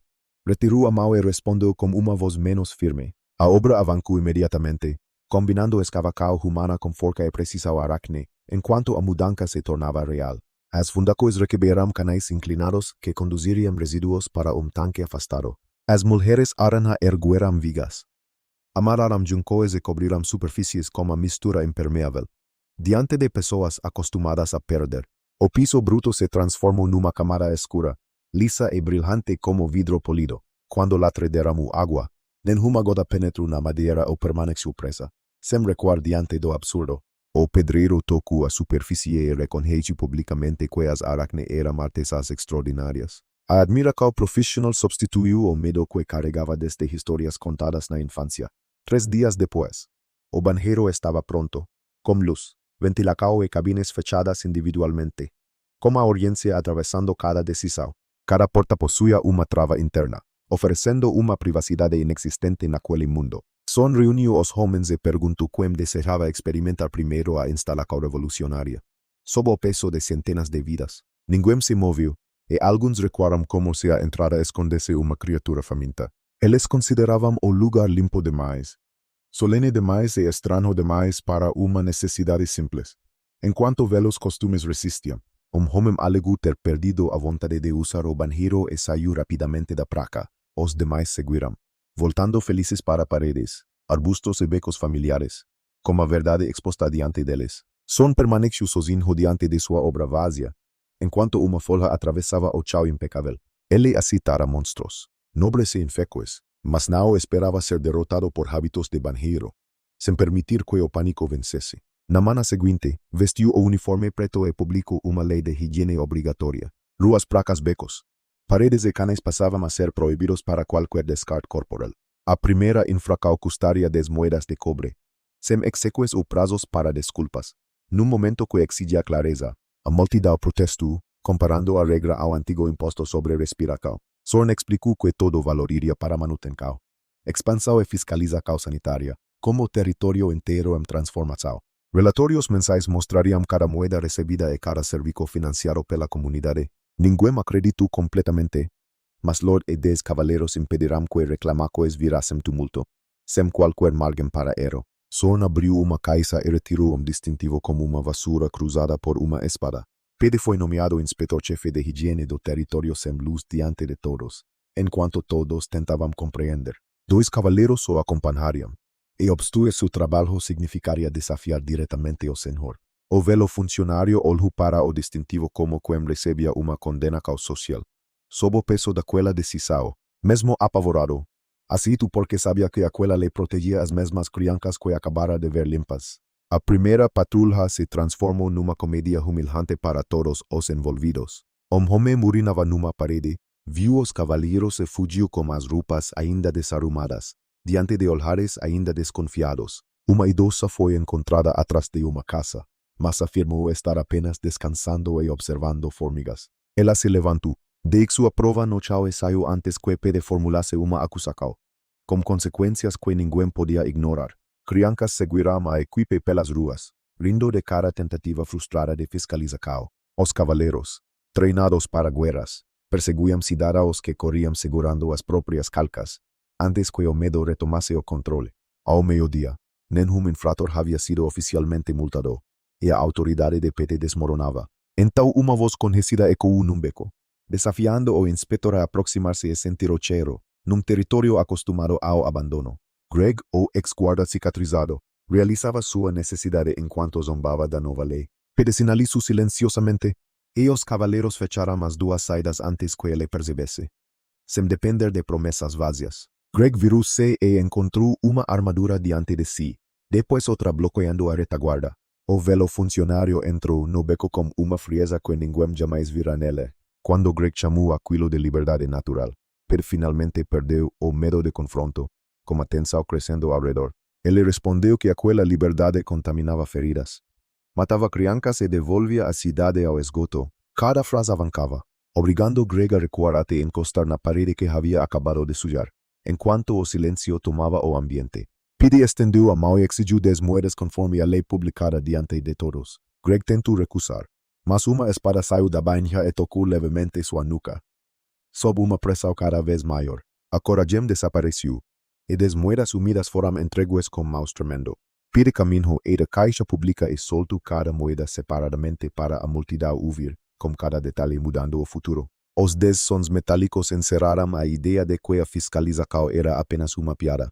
Naquela tarde, as ruas ficaram mais limpas, e os primeiros homens entraram relutantemente no banheiro, sem esconder a urgência do momento. Durante a noite, porém, moradores esperaram a escuridão e voltaram aos lugares escondidos. Pete relatou que a lei mudara horários, mas não mudara completamente o comportamento. Son respondeu com uma escalada calculada, aumentando a punição para reincidentes, diante de uma população exausta. A segunda infração custaria o dobro, retirando qualquer vantagem econômica da desobediência. Na terceira, o infrator limparia todos os banheiros públicos durante uma semana inteira, como passado ainda cobrando seu preço. Pete sentiu arrepio, reconhecendo uma punição mais assustadora que multa ou prisão. A nova regra apareceu no mural e espalhou terror verdadeiro pelas tavernas. Em meio à crise mais recente, homens imaginaram 7 dias lidando com resíduos de toda a população sob olhares de crianças. Greg percebeu que já possuía 2 infrações e correu para o banheiro antes de arriscar a terceira, sem permitir qualquer nova hesitação. Ele entrou esperando cheiro, moscas e desconforto, mas encontrou luz, silêncio e piso impecável. A cabine possuía trava. Nenhuma pessoa podia observá-lo e nenhum caos ameaçava surgir, enquanto a esperança permanecia frágil. Quando saiu, seus amigos perguntaram se a experiência era realmente tão terrível quanto diziam. Greg tentou manter orgulho, mas admitiu que o lugar era mais limpo que sua própria casa. Também reconheceu que fechar uma porta por dentro oferecia uma sensação inesperada de segurança, com todos esperando uma resposta. Seus companheiros entraram após outro e saíram com a mesma surpresa constrangida. Comentários positivos espalharam-se, destacando a ausência de frio. Moscas, animais e olhares alheios, sob o olhar atento dos presentes. Em poucos dias, o uso passou de 0 para quase todos os moradores. A obrigacao inicial transformou-se em preferência assim que os benefícios foram experimentados diretamente, antes que outra ameaça surgisse. Soren percebeu que cidadãos resistiam ao desconhecido, não necessariamente ao conforto ou à saúde. Pela primeira vez, as ruas amanheceram sem o odor que dominara a cidade por décadas. Num cenário onde tudo parecia impossível, Mara, uma idosa com doença pulmonar, abriu a janela cobrindo o nariz por hábito. Em vez de esgoto, sentiu terra molhada, grama e o cheiro distante do pau assando, como a sobrevivência ainda em jogo. Ela respirou profundamente e tossiu como se os pulmões expulsassem anos de sujeira acumulada. Nas vielas, crianças corriam sem atravessar nuvens de moscas ou poucas contaminadas. Borboletas surgiram perto de paredes antes cobertas por resíduos, atraindo moradores incrédulos, sem perder o objetivo principal. Pessoas descobriram que conseguiam sentir cozinhas, flores de chuva a várias ruas de distância. Mara chorou ao compreender que o neto morto por uma ferida talvez não precisasse ter morrido, enquanto o território aprendia a mudar. O sofrimento não fora destino, castigo ou vontade divina, mas consequência da sujeira invisível. Greg procurou pete diante de todos e entregou 10 moedas sem estar sendo multado, como risco visível em cada rosto. Disse que o dinheiro era agradecimento por trabalho que ninguém quis realizar. Depois curvou-se e declarou que só não os punha, mas os salvava de si mesmos, sob a sombra das antigas injusticas. A placa respondeu com gritos de apoio, desta vez baseados em experiência e não em superstição. Son caminhou pelas ruas limpas sentindo orgulho semelhante ao de concluir uma grande obra. O sistema confirmou ambiente saudável, felicidade pública e coesão civilizacional acima do limite. Diante da responsabilidade recém-assumida, 2.000 pontos foram concedidos, junto ao projeto de uma estação básica de prevenção de epidemias. Quarentena, desinfecção, triagem e vigilância poderiam ser organizadas antes de surtos futuros, sem saber quanto tempo restava. O progresso geral alcançou novo patamar, e o vínculo com as Arachne continuava fortalecendo a produção. Corvana observava Soren como algo capaz de transformar desenhos simples em mudanças irreversíveis. Como a cidade inteira observando. Antes da ameaça externa, Son usou alguns dias para transformar descobertas isoladas em institutos permanentes. A fábrica de sabão recebeu mesas de corte, áreas de secagem e registros para controlar cada lote, enquanto Homero disputava espaço com a esperança. Pete criou marcas simples em madeira para distinguir produção interna, exportação e reserva médica. As barras destinadas ao povo eram menores, mas possuíam a mesma capacidade de limpeza. Sob o silêncio pesado daquela cena, as versões vendidas a nobres ganharam moldes delicados, ervas aromáticas e caixas de seda. Marco percebeu que poderia lucrar muito mais revendendo prestígio que comprando uma receita única. Soren ofereceu distribuição limitada, exigindo pagamento antecipado e proibição de revelar a origem Arachne, com cada escola cobrando preço. O comerciante aceitou porque perder acesso significaria assistir concorrentes enriquecerem em seu lugar.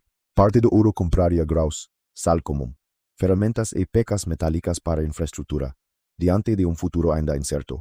Outra parte ficaria reservada para a defesa, sem aparecer nos cofres públicos usados por funcionários comuns. Son aprendeu como a dívida antiga que território sem reserva era refém do primeiro oportunista, sem qualquer apoio vindo da corda. Também ordenou censo completo de humanos, Arachne, animais, casas, profissões e condições de saúde. Sam percorreu ruas com tábuas de registro, descobrindo famílias que nunca haviam sido contadas por governo algum, enquanto a fronteira permanecia isolada. Muitos moradores temeram que o censo preparasse novos tributos ou recrutamento forçado. Son explicou que não podia distribuir comida, sabão ou cuidados sem saber quem realmente existia. Com a miséria ainda próxima, cada nome registrado passou a garantir acesso às estações de água e às barras subsidiadas. A medida transformou contagem burocrática em reconhecimento social para pessoas antes invisíveis. As Arachne receberam nomes completos nos registros, não números, apelidos ou classificados de caca, antes que a confiança desaparecesse. Corvana observou cada inscrição como se fosse uma certidão de que seu povo finalmente tinha lugar. Arya ajudou Sam a traduzir nomes difíceis e relações familiares preservadas pela tradição da tribo. Sob a ameaça de novo fracasso, o censo revelou artesãos escondidos, parteiras experientes, cacadores idosos e jovens capazes de aprender ofícios. Son distribuiu funcos de acordo com habilidade, evitando que força física fosse o único valor reconhecido, com todos atentos ao menor movimento. A estação de prevenção de epidemias começou como prédio simples próximo às novas casas. Había una área limpa, otra para suspeitos y una tercera para pacientes ya confirmados. En cuanto a mudanza se tornaba real. Entradas separadas impedían que doentes cruzasen con criancas o trabajadores saudáveis. Agua fervida, alcohol destilado y sabão ficavam disponíveis en cada punto de atendimento, diante de pessoas acostumadas a perder. Ela assumiu a coordenação cotidiana depois de aprender durante a cirurgia de área. Mulheres aracne produziram fios médicos, enquanto parteiras humanas ensinavam cuidados com recém-nascidos. A cooperação criou uma medicina simples, porém muito superior às ervas aplicadas sobre sujeira. Sem recuardiante do absurdo. Son proibiu instrumentos compartilhados sem fogo ou álcool entre paciente e outro. No como curandeiros reclamaram que aquecer lâminas diminuiria a força espiritual do metal, como a urgência atravessando cada decisão. Depois de verem feridas cicatrizar sem apodrecer. Abandonaram a objeção sem necessidade de debate. A rede urbana ainda existia apenas como projeto, porque fabricar tubulacos exigiria fornos e argila adequados, sob o peso de centenas de vidas. Mesmo assim, Son marcou o terreno e definiu inclinações antes que novas casas ocupassem os canes futuros. Ele sabia que corrigir uma cidade depois de construída custava muito mais que planejar antes, enquanto velhos costumes resistiam. Corvana usou fios esticados entre estacas para criar linhas perfeitamente retas sobre a terra. Latre ensinou jovens a medir níveis usando água dentro de tubos transparentes de seda, como a verdade exposta diante deles. A técnica permitia calcular declives sem instrumentos sofisticados ao conhecimento de geometria avançada. Pequenos canais provisórios já conduziam chuva e água usada para fora das ruas principais. O barro começou a secar, e carrocas passaram sem afundar em pocas de resíduos, sem permitir que o pânico vencesse. Comerciantes que visitavam a cidade notaram primeiro a ausência de mau cheiro e doenças visíveis. Alguns tentaram comprar lotes de sabão sem aceitar os preços definidos por Sorn. Num momento que exigia clareza, ele preferiu perder vendas rápidas a permitir que estrangeiros controlassem o valor de sua inovação. Marco tornou-se intermediário útil porque entendia mercados nobres e respeitava o monopólio por interesse. Como território inteiro em transformação, em troca, recebeu uma pequena quantidade de tecido aracne para testar entre clientes ricos. Sorn limitou o volume, criando escassez suficiente para elevar demanda sem esgotar a produção, sem qualquer margem para erro. As primeiras moedas externas pagaram novas panelas, ferramentas de carpintaria e alimento para operários. Ninguém na fábrica trabalhava apenas por devoção. Todos recebiam comida, proteção e pagamento registrado, enquanto todos tentavam compreender. Isso surpreendeu moradores acostumados a serviços obrigatórios impostos por antigos senhores. Pete descobriu que salários retornavam ao mercado, aumentando vendas e circulação de moedas locais. Son explicou que trabalhadores alimentados produziam melhor e sustentavam outros negócios como o próprio consumo. Sob o peso daquela decisão, o velho funcionário começou a enxergar a economia como fluxo, não apenas como tesouro trancado. Arya organizou aprendizes humanos na oficina textil, apesar do medo inicial de seus movimentos, diante de olhares ainda desconfiados. Ela ensinou tensão, trancado e controle de fios sem revelar técnicas sagradas da tribo. Humanos desenvolveram molduras de madeira que facilitavam produção repetida sem exigir 8 pernas, com consequências que ninguém podia ignorar. As aracne, por sua vez, aprenderam padrões de medidas usados nos mercados humanos. Cada grupo preservava sua identidade enquanto ampliava o que conseguia fabricar em conjunto. Antes que o medo retomasse o controle, Corvana supervisionou os primeiros cabos pesados destinados a pontes, guindastes e grandes telhados.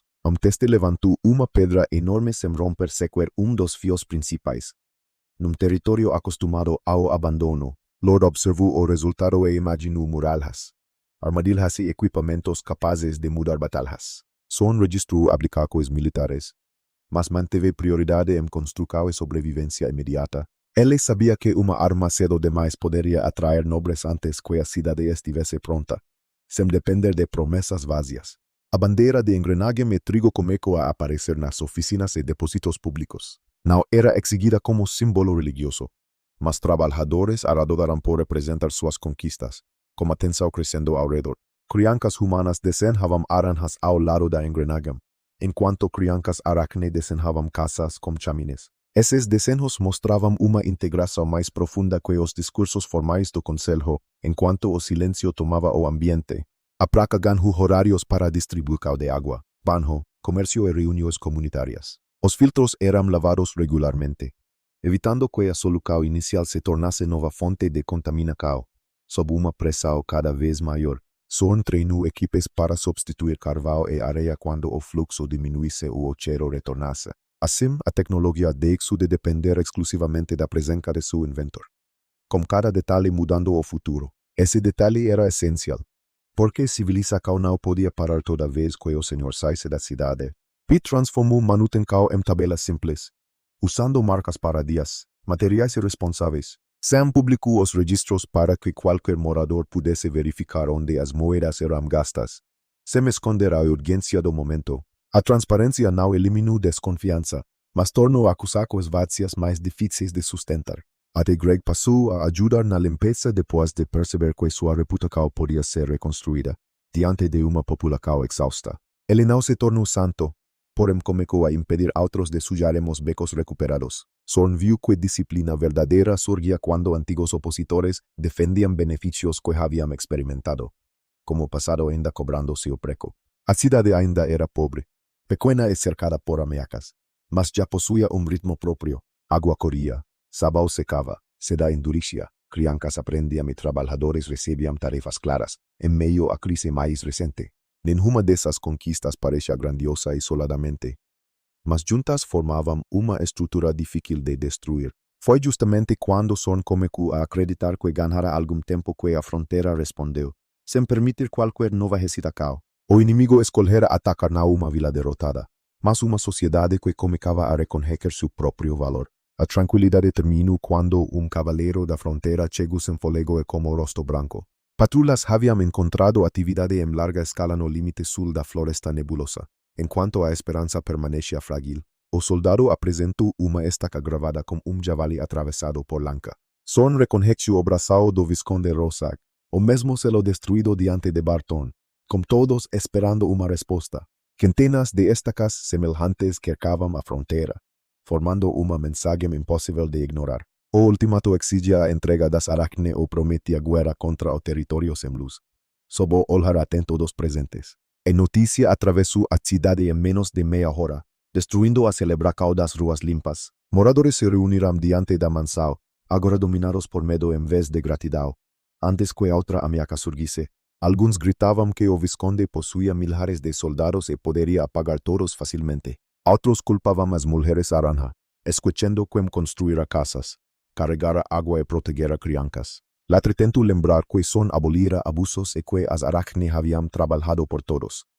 Num cenário onde tudo parecia impossível, sua voz desapareceu sob uma multidão que preferia sacrificar uma minoria para comprar segurança. Homem avançou exigindo que o príncipe entregasse os monstros antes que fosse tarde. Como a sobrevivência ainda em jogo, os cavaleiros empurraram os primeiros invasores, e a tensão ameaçou transformar pânico em revolta. Sorn abriu os portões usando novamente o uniforme branco e caminhou até a multidão, sem perder o objetivo principal. Loreos dos cavaleiros cravaram espadas no chão, liberando uma pressão que congelou a praca. O príncipe chamou o homem mais barulhento e perguntou como deveria ser entregue. Enquanto o território aprendia a mudar, o cidadão avançou tremendo, incapaz de repetir a exigência diante dos olhos de Sorn. Quando tentou ensinar como senhor deveria agir, Lord surgiu atrás dele, como risco visível em cada rosto. Único tapa lancou o homem ao chão, quebrando dentes e silenciando todas as vozes. Sorn lembrou que não existiam humanos ou arachne descartáveis sob sua autoridade. Cada pessoa que morava, trabalhava e obedecia às leis era cidadã do mesmo território, sob a sombra das antigas injusticas. Ele não trocaria seu povo por dinheiro, paz temporária ou a provocação de qualquer nobre. Se a guerra chegasse, todos a enfrentariam juntos, porque uma civilização não se sustentava sobre traição, diante da responsabilidade recém-assumida. Qualquer tentativa de dividir a cidade ou destruir o moral receberia resposta imediata. Ninguém se ofereceu para continuar. E a multidão abriu caminho quando Sorn retornou à mansão, sem saber quanto tempo restava. Assim que as portas se fecharam, Sorn afundou na cadeira e perdeu a postura invencível mantida diante da placa. O uniforme branco ainda brilhava, mas por dentro ele se sentia tão gasto quanto a caroca de sua chegada. Com a cidade inteira observando, falar em união fora necessário, porém palavras não criavam soldados. Comida ou muralhas durante a noite, Pete e Sam ajoelhavam-se diante da mesa, ambos pálidos e segurando os registros como sentencias de morte, enquanto o medo disputava espaço como esperança.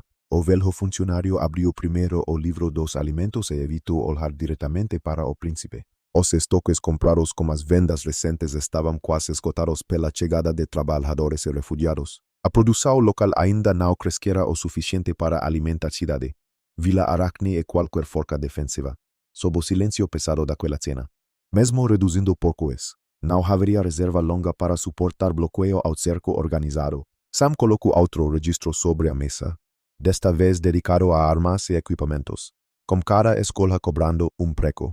Havia algumas dezenas de espadas enferrujadas, lâminas agrícolas, arcos antigos e cordas com dicoes duvidosas. Muitas pontas de flecha estavam tortas, e várias armaduras locais possuíam couro rachado ou placas faltando. Diante de futuro ainda incerto, os 10 cavaleiros imperiais mantinham qualidade e disciplina, mas continuavam sendo apenas 10 homens. Lord poderia derrotar vários inimigos sozinho. Porém, sua forca cobriria todas as ruas ao mesmo tempo, sem qualquer apoio vindo da corte. A guarda da cidade perdera integrantes quando o boato sobre o Visconde atravessou os portos. Alguns desertores levaram armas, alimentos e informações sobre pontos fracos antes de desaparecer, enquanto a fronteira permanecia isolada. Sorn não podia persegui-los sem reduzir ainda mais a proteção dos cidadãos que permaneciam. O caixa público possuía algumas moedas de ouro, prata limitada e cobre destinado a serviços essenciais. Parte do dinheiro de Marco ainda não chegara, e nenhuma promessa comercial valia durante uma invasão. Como a miséria ainda próxima, comprar mercenários seria caro, lento e perigoso depois do conflito com os Blackblade. Os nobres vizinhos provavelmente prefeririam observar Rosa que esmagar príncipe exilado antes de escolher lado. Antes que a confiança desaparecesse, Pete começou a chorar ao admitir que não havia nenhuma solução dentro dos números. Ele sugeriu abandonar o território e correr para a capital enquanto as estradas ainda estavam abertas, sob a ameaça de novo fracasso. Segundo sua esperança desesperada, o imperador talvez protegesse filho diante de visconde rebelde. Sorn recordou o pai que o enviara para aquela fronteira exatamente porque sua morte seria conveniente. Com todos atentos ao menor movimento, voltar significaria atravessar territórios hostis e chegar desarmado, diante de irmãos que disputavam poder. Nenhum deles receberia com carinho príncipe que adquirira seguidores, tecnologia e recursos inesperados, enquanto a mudança se tornava real. A capital não era abrigo, mas outra arena onde ele possuía menos aliados e mais inimigos. Ao oeste, o deserto impediria a fuga de famílias sem água, animais ou veículos adequados. Ao leste, montanhas perigosas quebrariam carocas e deixariam crianças expostas ao frio, diante de pessoas acostumadas a perder. Ao sul, a floresta possuía predadores, doenças e caminhos que apenas as Aracne conheciam. No nordeste, a nação inimiga poderia capturar refugiados ou tratá-los como invasores, sem recuar diante do absurdo. Não existia rota segura para centenas de pessoas, idosos, feridos e bebês. Fugir sozinho talvez fosse possível, mas abandonaria todos que acreditaram em suas leis, com a urgência atravessando cada decisão. O velho pedreiro perderia novamente a fila para homens protegidos por títulos e armas. O menino do ferreiro poderia sobreviver a infecção apenas para morrer durante uma marcha desesperada, sob o peso de centenas de vidas. Mara voltaria a tossir em algum acampamento sujo sem filtros. Sabau o atendimento. As crianças Aracne seriam cacadas outra vez, agora carregando lembranças de uma casa recém-construída. Enquanto velhos costumes resistiam, Corvana teria de escolher entre morrer lutando ou conduzir seu povo de volta à escuridão. Arya aprenderia que, no fim, a promessa de humano também terminava em abandono. Sorn fechou os olhos, mas essas imagens continuaram atravessando sua mente com ainda mais força, com a verdade exposta diante deles. Ele havia declarado que não negociaria cidadãos, e agora precisava suportar o peso real dessa frase. Diante da multidão, a promessa soara nobre, firme e simples, sem permitir que o pânico vencesse. Dentro do escritório, ela significava decidir quem passaria fome primeiro quando a guerra começasse. Também significava encarar mais que pediriam segurança sem possuir qualquer resposta convincente. Num momento que exigia clareza, o príncipe apertou os braços da cadeira até os dedos perderem a cor. Na vida anterior, problemas de construção podiam ser resolvidos com orçamento, prazo e fornecedores, como território inteiro em transformação. Mesmo o pior canteiro possuía regras. máquinas, comunicação e alguma autoridade reconhecida. Ali, seu inimigo controlava soldados, rotas, dinheiro e a legitimidade concedida pela aristocracia, sem qualquer margem para erro. Zorn possuía carvão, gordura, seda e pessoas que mal começavam a acreditar em si mesmas. A comparação parecia ridícula quando escrita numa coluna ao lado da outra. Pede continuava repetindo que o Visconde podia reunir milhares. Enquanto eles não reuniam centenas treinadas. Enquanto todos tentavam compreender, Sam estimava quantos dias cada depósito duraria e chegava a resultados menores em toda a tentativa. O silêncio entre os três ficou mais pesado que qualquer grito ouvido na praça, sob o peso daquela decisão. Pela primeira vez, Zorn desejou que o sistema simplesmente entregasse uma arma impossível. Exército pronto. Uma muralha de aço ou comida surgindo do nada resolveriam aquela noite, diante de olhares ainda desconfiados. Mas a árvore tecnológica nunca funcionara como desejo sem custo ao aprendizado. Ela oferecia ferramentas quando condições eram cumpridas. Não milagres gratuitos para apagar consequências. Com consequências que ninguém podia ignorar, cada avanço anterior exigira risco, trabalho, demonstração pública e confiança conquistada. A água filtrada surgira depois de ele quase fracassar diante dos próprios cavaleiros, antes que o medo retomasse o controle. A lealdade popular nascera quando aboliu abusos e colocou Herc no chão. A aliança Arachne custara enfrentar mercenários, operar feridas e apostar a própria vida. O sabão exigira desperdicar primeiro lote diante de uma multidão pronta para rir, num território acostumado ao abandono. Os banheiros exigirão leis impopulares. Multas e a humilhação de perseguir hábitos antigos. Nada fora fácil, embora cada resultado parecesse inevitável depois de funcionar, sem depender de promessas vazias. Agora o obstáculo era maior porque envolvia homem disposto a matar para proteger lucro e autoridade. Rozak não queria apenas as Arachne, mas também provar que nenhum príncipe fraco podia desafiá-lo, com a tensão crescendo ao redor. Se Zorn cedesse, todo nobre entenderia que bastava ameaçar a cidade para tomar qualquer recurso. Depois das mulheres aranja, exigiriam seda, sabão, filtros, ouro e trabalhadores, enquanto o silêncio tomava o ambiente. A paz comprada com traição duraria apenas a próxima cobrança. O território voltaria ao mesmo estado do antigo governo, só que com outro explorador no comando. Zorn abriu os olhos e encarou o mapa cheio de marcas feitas nos últimos dias. Sob uma pressão cada vez maior, a cidade antiga ocupava ponto pequeno, cercado por áreas ainda vazias e perigosas. A nova vila aparecia perto da floresta, unida por caminhos que mal suportavam chuva forte, com cada detalhe mudando o futuro. As estacas de água eram círculos azuis, enquanto oficinas e depósitos possuíam símbolos simples. No papel, tudo parecia frágil, improvisado e incompleto, sem esconder a urgência do momento. Na memória de Zorn, porém, cada marca representava pessoas que haviam mudado diante de seus olhos. O lago venenoso deixara de ser destino inevitável porque alguém aprenderá a filtrar, diante de uma população exausta. Uma caverna de morte tornara-se comunidade porque alguém fervera água e cavara uma latrina. Resíduos de gordura e cinza haviam se tornado uma fábrica capaz de financiar serviços públicos, como o passado ainda cobrando seu preço. Prédio vazio e ridicularizado transformara-se no lugar mais usado por homens antes resistentes. Essas conquistas não produziam espadas imediatamente, mas revelavam algo sobre a forma daquele território reagir. Quando recebiam explicação, prova e responsabilidade, pessoas comuns conseguiam realizar mudanças profundas. Em meio à crise mais recente, o Visconde possuía soldados treinados para obedecer ordens, saquear e impor medo. Zorn possuía cidadãos que haviam acabado de descobrir que conhecimento podia alterar suas vidas, sem permitir qualquer nova hesitação.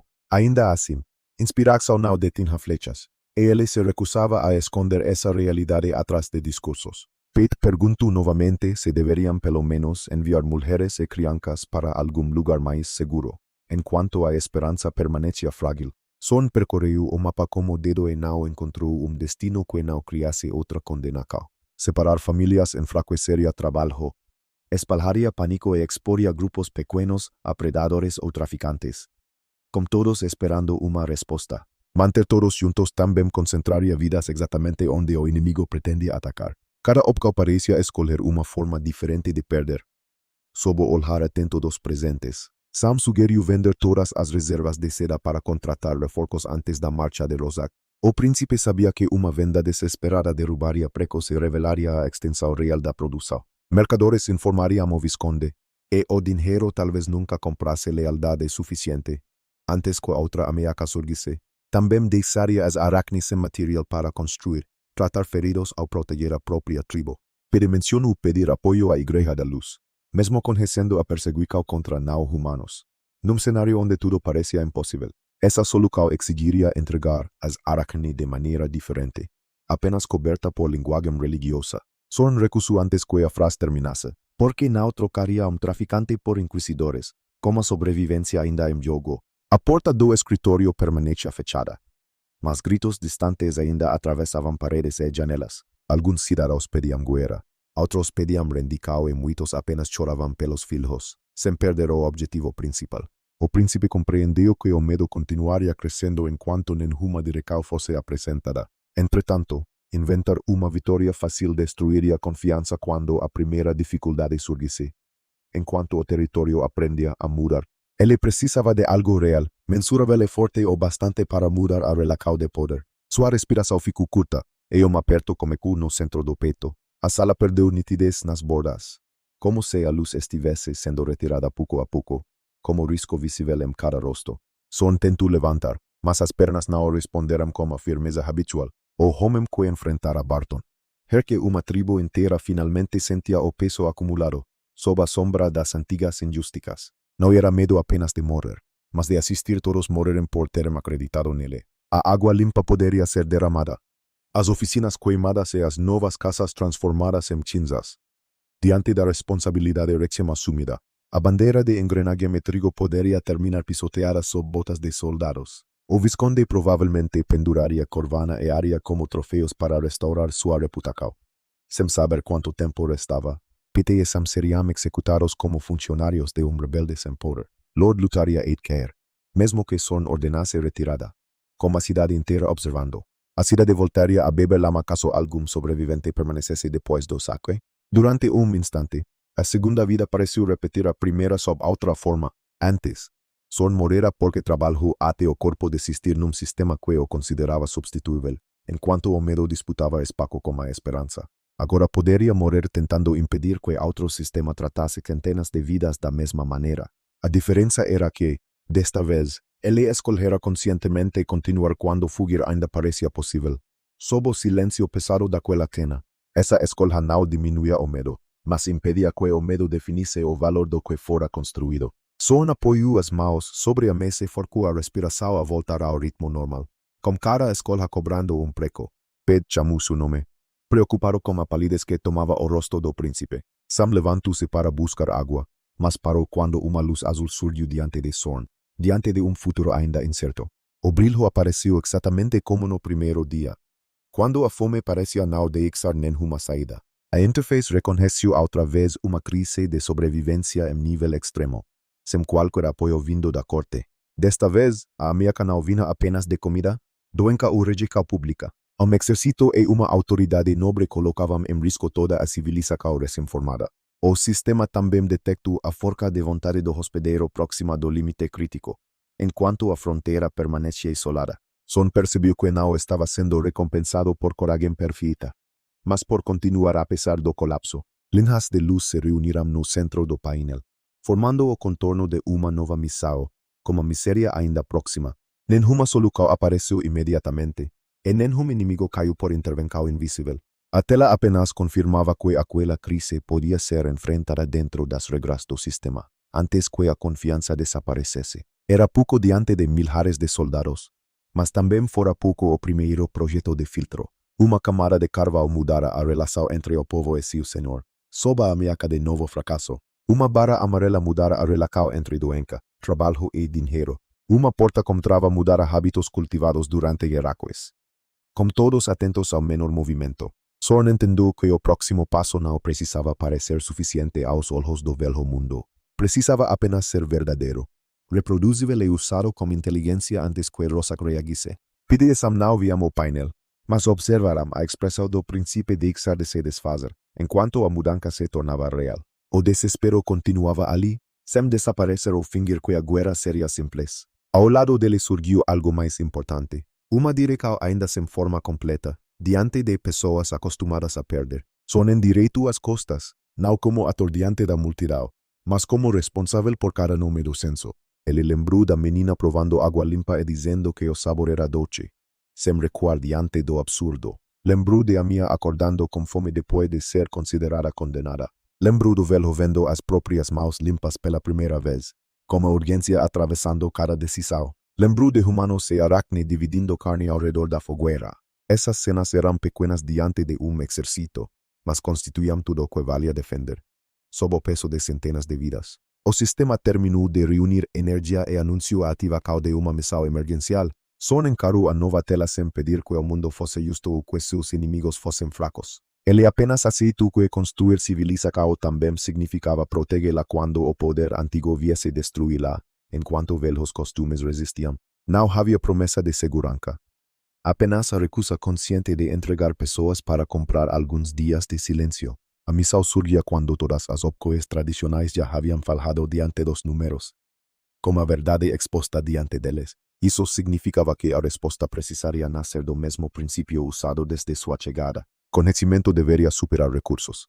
Organização deveria compensar quantidade e confiança deveria resistir ao medo, sem permitir que o pânico vencesse. Só não sabia quanto custaria, mas sabia exatamente o que perderia se desistisse. Cada filtro, casa, oficina e banheiro carregava o esforço de pessoas que voltaram a imaginar a manha.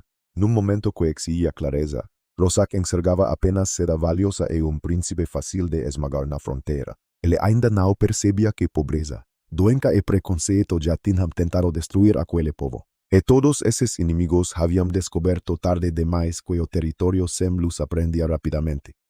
Como o território inteiro em transformação. Na fronteira mais esquecida do império, o príncipe exilado decidiu que sua obra não terminaria ajoelhada.